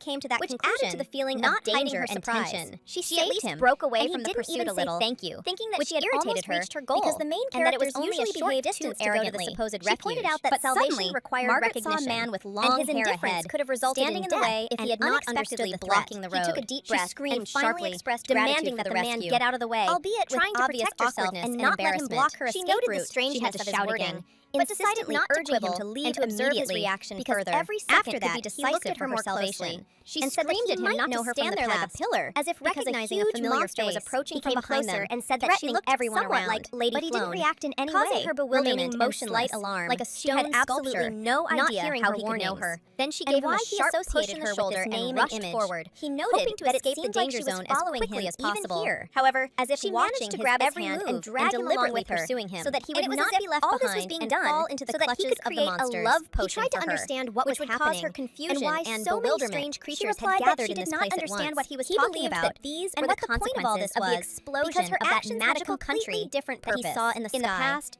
and tried to find a logical explanation. The girl explained that magic worked differently on this island, and even sponsored it. Margaret showed real magic at all, which led to a bad ending. At this pace, demonstrating her dark side. Catch up with them in no time. But she decided to deny her identity, fell on a large stone nearby, not Margaret, and an idea was born instantly. Her true motives, a plan immediately formed in her head. She didn't understand how Margaret even survived when she gave the signal to avoid attack. But the man clearly didn't understand what she was talking about. The man said that she was lying because it was her hands that were behind his kidnapping of the situation, and all the events that led them here. If she gives into his words when she meets other people, demonstrating that he should act on her command without delay. She informed him that he should lie down on the ground immediately. So she had to resort himself from the approaching threat. The man became frightened denying and automatically covered his head over the situation, reacting to the sharp order with obvious fear that she was not Lady Flown, straight at the creatures, and that her accusations were completely unfounded. She also emphasized that she herself almost died, and they managed to hide behind a loudmouth, feeling temporary relief from the horror they had experienced of strength. Luckily, he asked why they managed to survive like that, and the danger temporarily receded, leaving only noise and smoke around. Simultaneously, the lady breathed a sigh of relief. Not her, but the man, however, asked who she really was and why she was there. Saved his life. She turned around to see a man with long hair, the color of the pale sky, acknowledged and confirmed. She demanded that he turned out to be one of the 12 priests of the papal curia, to repay her kindness 100-fold, a candidate demonstrating her power over him. The man thought she was a witch, even do that. But she only irritated her even more, to that conclusion, showing that he didn't appreciate her efforts and rescue. She saved him. This made Raoul feel noticeably embarrassed, which irritated her because the main characters usually realizing the arrogantness of her demand. She pointed out that salvation required recognition and bow until she left. And his indifference could have resulted in his death if he had not understood the threat. After this, she asked why he expressed gratitude for the rescue, and he began to bow again, with obvious awkwardness and embarrassment. She noted the strangeness of his wording. The veins on her neck stood out, and to observe his reaction because of his slowness. After that, he looked at her more closely. She also reminded him that he might know her from the past, also thank her, as if recognizing a familiar humility and gratitude for saving him. And it worked somewhat like Lady Flown, while he was busy bowing and bewilderment and slight alarm. She had absolutely no idea how he could know her, confidently deceived him, and why he associated her with this name and image, and not making any mistakes. It seemed like she was following him even here, as if watching his every move and deliberately pursuing him. And it was as if all this was being done so that he could create a love potion for her, which would cause her confusion and bewilderment. She replied that she did not understand what he was talking about and what the point of all this was, because her actions had a completely different purpose. In the past, she did indeed torture Ruzef with a love potion, incited other priests to experiment, and even sponsored it.